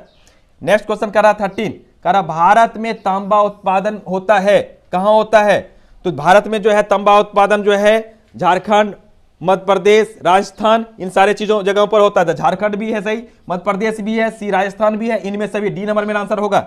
नेक्स्ट क्वेश्चन कह रहा है 14, पवन ऊर्जा उत्पादन से संबंधित क्षेत्र है, पवन ऊर्जा उत्पादन से संबंधित क्षेत्र जो है लांबा क्षेत्र है, जहां पवन चक्की जो है वहां पर ज्यादा करके जो है पवन ऊर्जा वहां से उत्पादन कराया जाता है लांबा में। तो ये आंसर देखेंगे सांबा, तांबा, लांबा, सी नंबर मेरा आंसर होगा लांबा। नेक्स्ट 15 कह रहा है पूगा घाटी प्रसिद्ध है, पूगा घाटी किसके लिए प्रसिद्ध है, तो पूगा घाटी जो है यह भूताप के लिए प्रसिद्ध है। यहां मेरा आंसर आ जाएगा ए नंबर, भूताप के लिए। नेक्स्ट क्वेश्चन है हमारा 16, कह रहा निम्नलिखित का सही सुमेल है, निम्नलिखित का सही सुमेल क्या है, कह रहा कि भाखड़ा नांगल परियोजना ये सतलज नदी पर बना हुआ है, बिल्कुल सही। हीराकुंड परियोजना ये महानदी पर बना हुआ है। दामोदर नदी घाटी परियोजना ये दामोदर नदी पर बनी हुई है, बिल्कुल सही। तुंगभद्रा परियोजना ये तुंगभद्रा नदी पर बनी हुई है, यानी कि मेरा आंसर हो जा रहा है ए बी सी डी, यानी ए नंबर मेरा आंसर होगा। नेक्स्ट क्वेश्चन चलते हैं 17 कह रहा है कि पहला परमाणु उत्पादन केंद्र स्थापित किया गया, पहला परमाणु उत्पादन केंद्र कहां स्थापित किया गया था, तारापुर महाराष्ट्र, यानी कि आंसर मेरा हो जाएगा ए नंबर, तारापुर महाराष्ट्र में। वैसे परमाणु केंद्र जो है राणा प्रताप सागर केंद्र कोटा में भी है, नरोरा में यानी उत्तर प्रदेश में भी है, केगा कर्नाटक में भी है, यानी कि इन जगह पर भी परमाणु उत्पादन केंद्र है, लेकिन सबसे पहले जो है तारापुर में किया गया था, यानी कि ए नंबर आंसर मेरा महाराष्ट्र। 18 नंबर क्वेश्चन चलते हैं, कृषि कार्य में शामिल है, कृषि कार्य में भूमि को जोतना, बिल्कुल सही, ए नंबर भी होगा। पशुओं को पालना ये भी सही है, मछली पालना बिल्कुल सही, यानी डी नंबर मेरा आंसर हो जाएगा इनमें सभी। 19 चलते हैं, कहता है वृहत उद्योग में पूंजी निवेश की सीमा होती है, वृहत उद्योग में पूंजी निवेश की सीमा क्या होती है, लघु उद्योग और वृहत उद्योग। लघु उद्योग में क्या होता है 1 करोड़ से आप कम जो है लागत लगाएंगे, वृहत उद्योग में आप 1 करोड़ से अधिक जो है लागत लगा के आप वृहत उद्योग कर सकते हैं, यानी कि यह मेरा आंसर हो जाएगा 1 करोड़ से अधिक, ए नंबर आंसर। नेक्स्ट क्वेश्चन कह रहा है 20, दवा उद्योग किस प्रकार का उद्योग है, तो दवा उद्योग जो है यह उपभोक्ता उद्योग है। बी नंबर मेरा आंसर होगा। इसमें देख लेंगे कि क्या होता है कि ए नंबर में कि आधारभूत उद्योग, आधारभूत उद्योग जो दिया हुआ है इसका थोड़ा समझ लेंगे। आधारभूत उद्योग वो उद्योग होता है जिस पर जो है सारे उद्योग डिपेंडेंट रहते हैं। और दूसरा उपभोक्ता उद्योग वो होता है कि जिस उद्योग में सिर्फ उपभोक्ता के लिए स्पेशली बनाया जाता है, जैसे ब्रश, दवाई वगैरह सब, ये सब उपभोक्ता के लिए। संयुक्त क्षेत्र उद्योग वो होता है जहां पर जो है दोनों तरह के, यानी कि सार्वजनिक और निजी दोनों तरह के जो उद्योग शामिल किए जाते हैं, यानी कि वह प्राइवेट लिमिटेड कर सकते हैं, ये क्षेत्र ऐसा होता है। और हल्का उद्योग, जहां हल्का उद्योग और बड़ा भारी उद्योग, हल्का उद्योग जहां पर जो है हल्के सामान बनाए जाते हैं, भारी उद्योग जहां लोहा इस्पात वगैरह सब जो है बनाया जाता है वो भारी उद्योग में आ जाता है। तो इस तरह से हम लोग देखते हैं इस 20 का जो है दवा उद्योग या उद्योग जो है उपभोक्ता उद्योग कहलाएगा, यानी बी नंबर मेरा आंसर होगा। 21 चलेंगे। कह रहा है जमशेदपुर स्थित लोह इस्पात केंद्र की स्थापना किस वर्ष की गई थी? जमशेदपुर यानी झारखंड, झारखंड में जो है यह किस वर्ष लोह इस्पात का केंद्र स्थापित किया गया था? 1907 ईस्वी में। डी नंबर मेरा आंसर होगा। अब नेक्स्ट क्वेश्चन चल रहे हैं 22। कह रहा है कि टेक्सटाइल का मतलब होता है, टेक्सटाइल का मतलब होता है बुनना। क्या होता है? बी नंबर आंसर होगा मेरा, बुनना। अब चलते हैं 23। कह रहा सिल्क प्राप्त होता है, तो सिल्क प्राप्त जो जीव यानी कि जो जीव से होता है वह जो है कोकुन से प्राप्त होता है, यानी कि सी नंबर मेरा आंसर होगा, कोकुन। चलते हैं 24। कह रहा भारत का सिलिकॉन वैली है, भारत का सिलिकॉन वैली यानी घाटी कहां है? तो बेंगलुरु में। यह जो है मेरा आंसर हो जाएगा, आंसर सी, बेंगलुरु। चलते हैं नेक्स्ट 25। सबसे लंबा राष्ट्रीय राजमार्ग है, सबसे लंबा राष्ट्रीय राजमार्ग 7 है, राष्ट्रीय राजमार्ग 7, यानी कि यह क्वेश्चन चलते हैं सी नंबर मेरा आंसर होगा, राष्ट्रीय राजमार्ग 7। 26 कह रहा है कि भारत में कौन परिवहन साधन सबसे अधिक उपयोग में आता है? तो सबसे अधिक उपयोग में जो है हम लोग सड़क माध्यम उपयोग करते हैं, जल मार्ग, वायु मार्ग ये सब कम होता है, लेकिन जो है सड़क मार्ग का ज्यादा उपयोग करते हैं, यानी कि मेरा आंसर हो जाएगा सी नंबर, सड़क परिवहन। नेक्स्ट चलते हैं 27। जनगणना की जाती है, जनगणना कब कब की जाती है? तो जनगणना का जो कर्म होता है वह 10-10 वर्षों का होता है, तो यह मेरा आंसर हो जाएगा प्रत्येक 10 वर्ष पर, बी नंबर आंसर होगा। नेक्स्ट 28। भारत में सर्वाधिक जनसंख्या है, भारत में सर्वाधिक जनसंख्या जो है सबसे पहले जो है सबसे ज्यादा जो है अभी उत्तर प्रदेश में है, यूपी, उसके बाद महाराष्ट्र, फिर बढ़ता चलता है, यानी कि बी नंबर मेरा आंसर होगा, उत्तर प्रदेश। अब नेक्स्ट चलते हैं 29। संसार की छत कहलाती है, संसार का छत जो है पामीर का पठार जो है संसार का छत कहलाता है, यानी कि यह मेरा आंसर हो जाएगा बी नंबर, पामीर का पठार। नेक्स्ट 30 क्वेश्चन चल रहा है, कह रहा है लोह इस्पात केंद्र है, लोह इस्पात केंद्र है कहां? तो यहां पर देखेंगे सेलम जो तमिलनाडु में स्थित है। बी नंबर कह रहा है विजयनगर, बिल्कुल सही, यहां भी लोह इस्पात केंद्र है जो विजयनगर में है या कर्नाटक में स्थित है। सी नंबर बोकारो, बिल्कुल सही, झारखंड में स्थित है। और डी नंबर इनमें सभी, मेरा आंसर हो जाएगा इनमें सभी, डी नंबर। क्वेश्चन नंबर कह रहा है पहला कि 1857 ईस्वी का विद्रोह कब प्रारंभ हुआ? 1857 ईस्वी का विद्रोह जो है आपको 10 मई 1857 ईस्वी को चालू हो गया था, प्रारंभ हो गया था। ये हो गया मेरा आंसर, डी नंबर, 10 मई 1857। क्वेश्चन नंबर 2 कह रहा है कि 1857 ईस्वी का विद्रोह का प्रारंभ कहां से हुआ था? तो 1857 ईस्वी का जो है या विद्रोह जो है मेरठ से, यानी कि वह जो है सैनिक की छावनी जहां थी वहां से शुरुआत हुई थी, क्योंकि मंगल पांडे ने जो है वहीं से शुरुआत किया था, तो मेरठ से ही जो है इसकी शुरुआत हुई थी। बी नंबर मेरा आंसर होगा। नेक्स्ट क्वेश्चन कर रहा है यूरोपीय बाजारों में कौन अधिक लोकप्रिय था? तो यूरोपीय बाजार में जो है यहां बता रहा है कि सूती कपड़े, रेशमी कपड़े, मसाला, जड़ी बूटी। तो मसाला भी तो पॉपुलर ही था, लेकिन सूती कपड़े, ये सूती कपड़े जो है यूरोपीय बाजारों में बहुत ज्यादा लोकप्रिय था।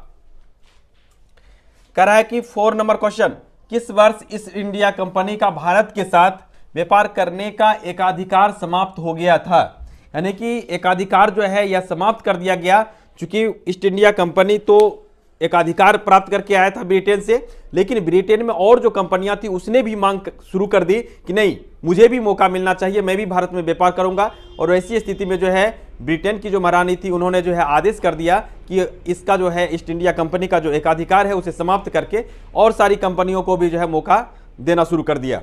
यानी कि यह जो है एकाधिकार समाप्त हो गया था 1813 ईस्वी में। नेक्स्ट क्वेश्चन चलेंगे, कह रहा है भारत से सूती वस्त्र जब ब्रिटेन जाता था तब यहां के व्यापारियों को कितना प्रतिशत चुंगी देना पड़ता था? जब भारत से ब्रिटेन जाता था यहां का माल यानी कि बिक्री होने के लिए, तो बहुत ज्यादा चुंगी यानी बहुत ज्यादा कर देना पड़ता था भारतीयों को, भारतीय व्यापारियों को। और जब ब्रिटेन से भारत में आता था तो बहुत मिनिमम, नहीं के बराबर जो है उसे कर देना पड़ता था। यहाँ की जो है यहाँ सूती वस्त्र की बात हो रही है, तो सूती वस्त्र कम से कम यानी कि यहाँ से जब ब्रिटेन जाता था, भारत से ब्रिटेन जब जाता था सूती वस्त्र, तो भारतीय व्यापारियों को 10% चुंगी देना पड़ता था। यानी कि यह हो जाएगा सी नंबर मेरा आंसर 10%। नेक्स्ट 6 नंबर का क्वेश्चन कर रहा है, सबसे पहले कहां सूती कपड़े की आधुनिक ढंग की मिल स्थापित की गई? सबसे पहले कहां सूती कपड़े की आधुनिक ढंग की मिल स्थापित की गई? तो मुंबई, यानी कि अभी तो मुंबई है लेकिन उस समय बंबई के नाम से जाना जाता था। यानी कि सी नंबर मेरा आंसर होगा बंबई। नेक्स्ट क्वेश्चन चलता है 7 में, कह रहा है क्या, निम्नलिखित कौन भारतीय ब्रह्म समाज का संस्थापक था? तो भारतीय जो है ब्रह्म समाज का संस्थापक जो है ये कौन थे? तो बी नंबर मेरा आंसर होगा केशव चंद्र सेन। वैसे तो इसे जो है राजा राम मोहन राय ने इसको लेकर आया था, उसके बाद जाके फिर यहां पर जो है क्या हुआ था कि देवेंद्रनाथ और टैगोर भी इसको आगे बढ़ाने का काम किए, लेकिन देवेंद्रनाथ टैगोर और केशव चंद्र सेन इन दोनों में जो है किसी बात लेकर जो है दोनों में ज्यादा लगाव नहीं रह पाया, विभेद हो गया, जिसके कारण जो है केशव चंद्र सेन ने जो है भारतीय ब्रह्म समाज का एक अलग स्थापना की। तो ये बी नंबर मेरा आंसर हो जाएगा। नेक्स्ट क्वेश्चन चलते हैं हम लोग, 8 नंबर कह रहा है कि प्रार्थना समाज के संस्थापक कौन थे? तो प्रार्थना समाज के संस्थापक हमारे थे डॉक्टर आत्माराम पांडुरंग, ए नंबर मेरा आंसर। नेक्स्ट क्वेश्चन कह रहा है 9, वेदों की ओर लौट चलो का प्रचार किया? वेदों की ओर लौट चलो प्रचार किसने किया था? स्वामी दयानंद सरस्वती, बी नंबर मेरा आंसर होगा स्वामी दयानंद सरस्वती। नेक्स्ट क्वेश्चन चलते हैं हम लोग, 10 नंबर कह रहा है कौन पुस्तक राष्ट्र प्रेम की बाइबिल मानी जाती है? तो ये राष्ट्र प्रेम की बाइबिल माने जाने वाली पुस्तक कौन सी है? हमारे ए नंबर आनंद मठ, बंकिम चंद्र चटर्जी द्वारा रचित। नेक्स्ट चलते हैं 11 का, कह रहा है कि किसे गला घोंट कानून कहा जाता है? यानी कि कौन सा कानून को गला घोंट देने वाली कानून कही जाती है? तो यह जो है हमारा प्रेस रिपोर्ट जो था, उस स्वतंत्र जो था, उसको ब्रिटेन ने क्या किया कि नहीं, आप सरकार के विरुद्ध कोई भी चीज ना छापेंगे, ना बोल सकते हैं, आप अपने अभिव्यक्ति को नहीं व्यक्त कर सकते हैं। ऐसी स्थिति में जो है एक प्रेस एक्ट लेकर आया था, जिससे जो है कोई भी बात को जो है आप सरकार के विरुद्ध कोई भी चीज है उसे आप नहीं दिखा सकते हैं। तो यह गला घोंट कानून के नाम से जाना जाता था, भारतीय प्रेस एक्ट, ए नंबर मेरा आंसर होगा। 12 नंबर करा है बंगाल विभाजन प्रस्ताव कब रद्द किया गया था? बंगाल विभाजन कब हुआ था? तो 1905 ईस्वी में, और इसे होने के बाद वहां बहुत सारा विद्रोह हो गया। यह हमारे एकता को, हमारे संस्कृति की जो समागम था, एक अलग तरह की जो प्रेम भाव था, उसको तोड़ने का काम किया। इसलिए जो है वहां पर एक विद्रोह हुआ, और विद्रोह होने के बाद जो है अंततोगत्वा जो है इस कानून को रद्द करना पड़ा। और वह ईस्वी था हमारा कब से? तो 1913 ईस्वी, डी नंबर आंसर होगा। नेक्स्ट 13 कह रहा है नरम दल एवं गरम दल कांग्रेस के किस अधिवेशन में एक दूसरे से अलग हुए? या किस अधिवेशन में अलग हुए? तो बी नंबर आंसर होगा सूरत। नेक्स्ट 14 कह रहा है मुस्लिम लीग की स्थापना कब हुई? मुस्लिम लीग की स्थापना कब हुई थी? मुस्लिम लीग की स्थापना कब हुई? तो 1906 ईस्वी में हुई थी, ए नंबर मेरा आंसर होगा। नेक्स्ट 15 कह रहा है स्वराज हमारा जन्मसिद्ध अधिकार है और हम इसे लेकर रहेंगे, यह किसने कहा था? तो यह बाल गंगाधर तिलक ने कहा था कि स्वराज मेरा जन्मसिद्ध अधिकार है और मैं इसे लेकर। क्वेश्चन नंबर 16 चलते हैं, कहता है कि जालियांवाला बाग में शांत एवं निहत्थी भीड़ पर गोली चलाने की आज्ञा किसने दी? गोली चलाने की आज्ञा किसने दी? तो ए नंबर मेरा आंसर होगा जनरल डायर ने। 17 चलते हैं, कह रहा है कि लंदन में जनरल डायर की हत्या की। जब ऐसी बात हुई थी, जब जालियांवाला बाग हत्याकांड हुआ था, तो इस बात से बहुत ज्यादा दुखी हुए यहाँ के जो जितने भी जो है व्यक्ति, वो तो हुए ही, उसमें खास करके प्रभावित हुए उधम सिंह, और उन्होंने लंदन जाके उसके बाद जनरल डायर को वहां पर जाके मारा था, और यहां से किताब में अच्छी तरह से व्यवस्थित करके अपने हथियार को लेकर गए और लंदन जाके डायर को मारे थे। तो ये हमारे थे, ये हमारे स्वतंत्रता सेनानी थे। B number Udham Singh. 18 कह रहा है चौरी चौड़ा किस प्रदेश में स्थित है? चौरी चौड़ा कांड आप लोग जानते होंगे, या जो है स्टेशन है जो अभी उत्तर प्रदेश में है, यहीं पर जो है ट्रेन को लूटा गया था। तो ये उत्तर प्रदेश में, किस प्रदेश में है? तो बी नंबर मेरा होगा उत्तर प्रदेश। 19 चलेंगे। साइमन कमीशन की स्थापना कब हुई? साइमन कमीशन की स्थापना, तो साइमन कमीशन की स्थापना कब हुई? तो ए नंबर होगा 1928 ईस्वी। 20 नंबर क्वेश्चन चलते हैं। कहता है महात्मा गांधी की दांडी यात्रा कहां से प्रारंभ हुई? तो दांडी यात्रा इनका कहां से प्रारंभ हुई? तो सेवाग्राम से। ए नंबर आंसर होगा। 21, यह किसने कहा था कि कृत प्रस्ताव एक दिवालिया बैंक का पोस्ट डेटेड चेक है?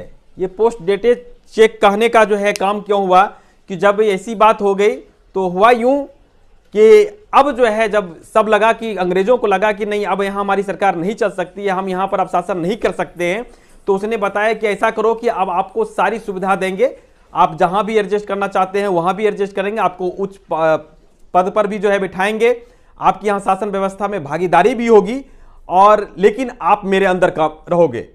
तो बोला कि नहीं अब ये नहीं चलेगा, अब हमें पूर्ण आजादी चाहिए, मेरा देश है, मैं अपने हिसाब से जैसे चलाऊं जैसे करूं वो मेरा सिस्टम है, तुम्हारा कोई इंटरफेयर इसमें नहीं होगा। तो ये हुआ था क्या? ये हमारे जो है मोहनदास करमचंद गांधी, इन्होंने कहा था कि ये पोस्ट डेटेड चेक हो गया है, अब ये देने वाला नहीं, इसको बेकार है, बेकार है। यानी कि बी नंबर मेरा आंसर होगा। 22 कह रहा है कि भारत छोड़ो आंदोलन कब शुरू हुआ? तो भारत छोड़ो आंदोलन कब शुरू हुआ था? तो अगस्त 1942 ईस्वी में। बी नंबर आंसर होगा मेरा। 23 कह रहा है कैबिनेट मिशन योजना भारत में कब आई थी? कैबिनेट मिशन योजना कब आई थी? तो सी नंबर आंसर होगा मेरा 1946 ईस्वी में।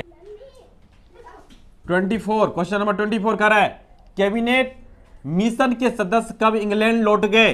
ये जो है कैबिनेट मिशन के सदस्य जो है 29 जून 1946 को यहां से सारे काम करके अपना यहां से लौट गए थे। अब यहां पर चलते हैं। 25 कह रहा है संविधान सभा का चुनाव कब हुआ? तो संविधान सभा का चुनाव जो है 1946 ईस्वी में हुआ था, 1946 ईस्वी में। और वैसी स्थिति में संविधान सभा का अंतरिम अध्यक्ष जो है सच्चिदानंद सिंह थे, उसके बाद जाके उनकी अध्यक्षता में जो है निर्वाचन होकर डॉक्टर राजेंद्र प्रसाद आए थे जो निर्वाचित अध्यक्ष थे। 26 चलेंगे। कहता माउंट बेटन योजना में भारतीय संघ में कौन सा प्रांत सम्मिलित नहीं किया जाना था? माउंट बेटन योजना तो उसमें कौन सा प्रांत जो सम्मिलित नहीं किया जाना था? तो ये मेरा हो जाएगा सी, सिंध। 27 लॉर्ड मॉर्ले कौन था? लॉर्ड मॉर्ले जो है भारत के सचिव थे, भारतीय सचिव, यानी कि यह जो है सी नंबर मेरा होगा, भारत सचिव। 28 किसको पृथक निर्वाचन का अधिकार मिला? पृथक निर्वाचन यानी कि अलग जो है निर्वाचन करा सकते हैं, कर सकते हैं, यह अधिकार किसे मिला था? तो ये अधिकार जो है हमारे मुस्लिम भाइयों को मिला था, यानी कि ये आंसर होगा मेरा डी। 29 करा प्रांतीय विधानसभा का कार्यकाल कितने वर्षों के लिए था? प्रांतीय विधानसभा का कार्यकाल कितने वर्षों के लिए था? तो बी नंबर आंसर होगा 5 वर्षों के लिए। 30 चलेंगे। गवर्नर का कार्यकाल कितने वर्षों के लिए था? तो यह भी जो है 5 वर्षों के लिए था, यानी सी ने मेरा आंसर होगा। अगर यह वीडियो आपको पसंद आया हो इसे लाइक, कमेंट और शेयर जरूर करें, साथ ही सब्सक्राइब भी करें। ऊपर ही बेल बटन होगा उसे दबाना ना भूलें, जिससे कि मेरे आने वाले हर एक अगला वीडियो जो है आपके पास सबसे पहले पहुंचे। और इसे शेयर करना तो नहीं भूलें, क्योंकि आप इसे ज़्यादा से ज़्यादा शेयर करेंगे तो हमारे वैसे टीचर जो इससे अनभिज्ञ हैं हमारे इस YouTube चैनल से, वो भी जानेंगे, और वो जानेंगे तो हमारे टीचरों का जो है अच्छा परफॉर्मेंस होगा और ज़्यादा से ज़्यादा हम लोग परीक्षा में उत्तीर्ण होंगे और हम टीचरों का नाम रोशन होगा। धन्यवाद।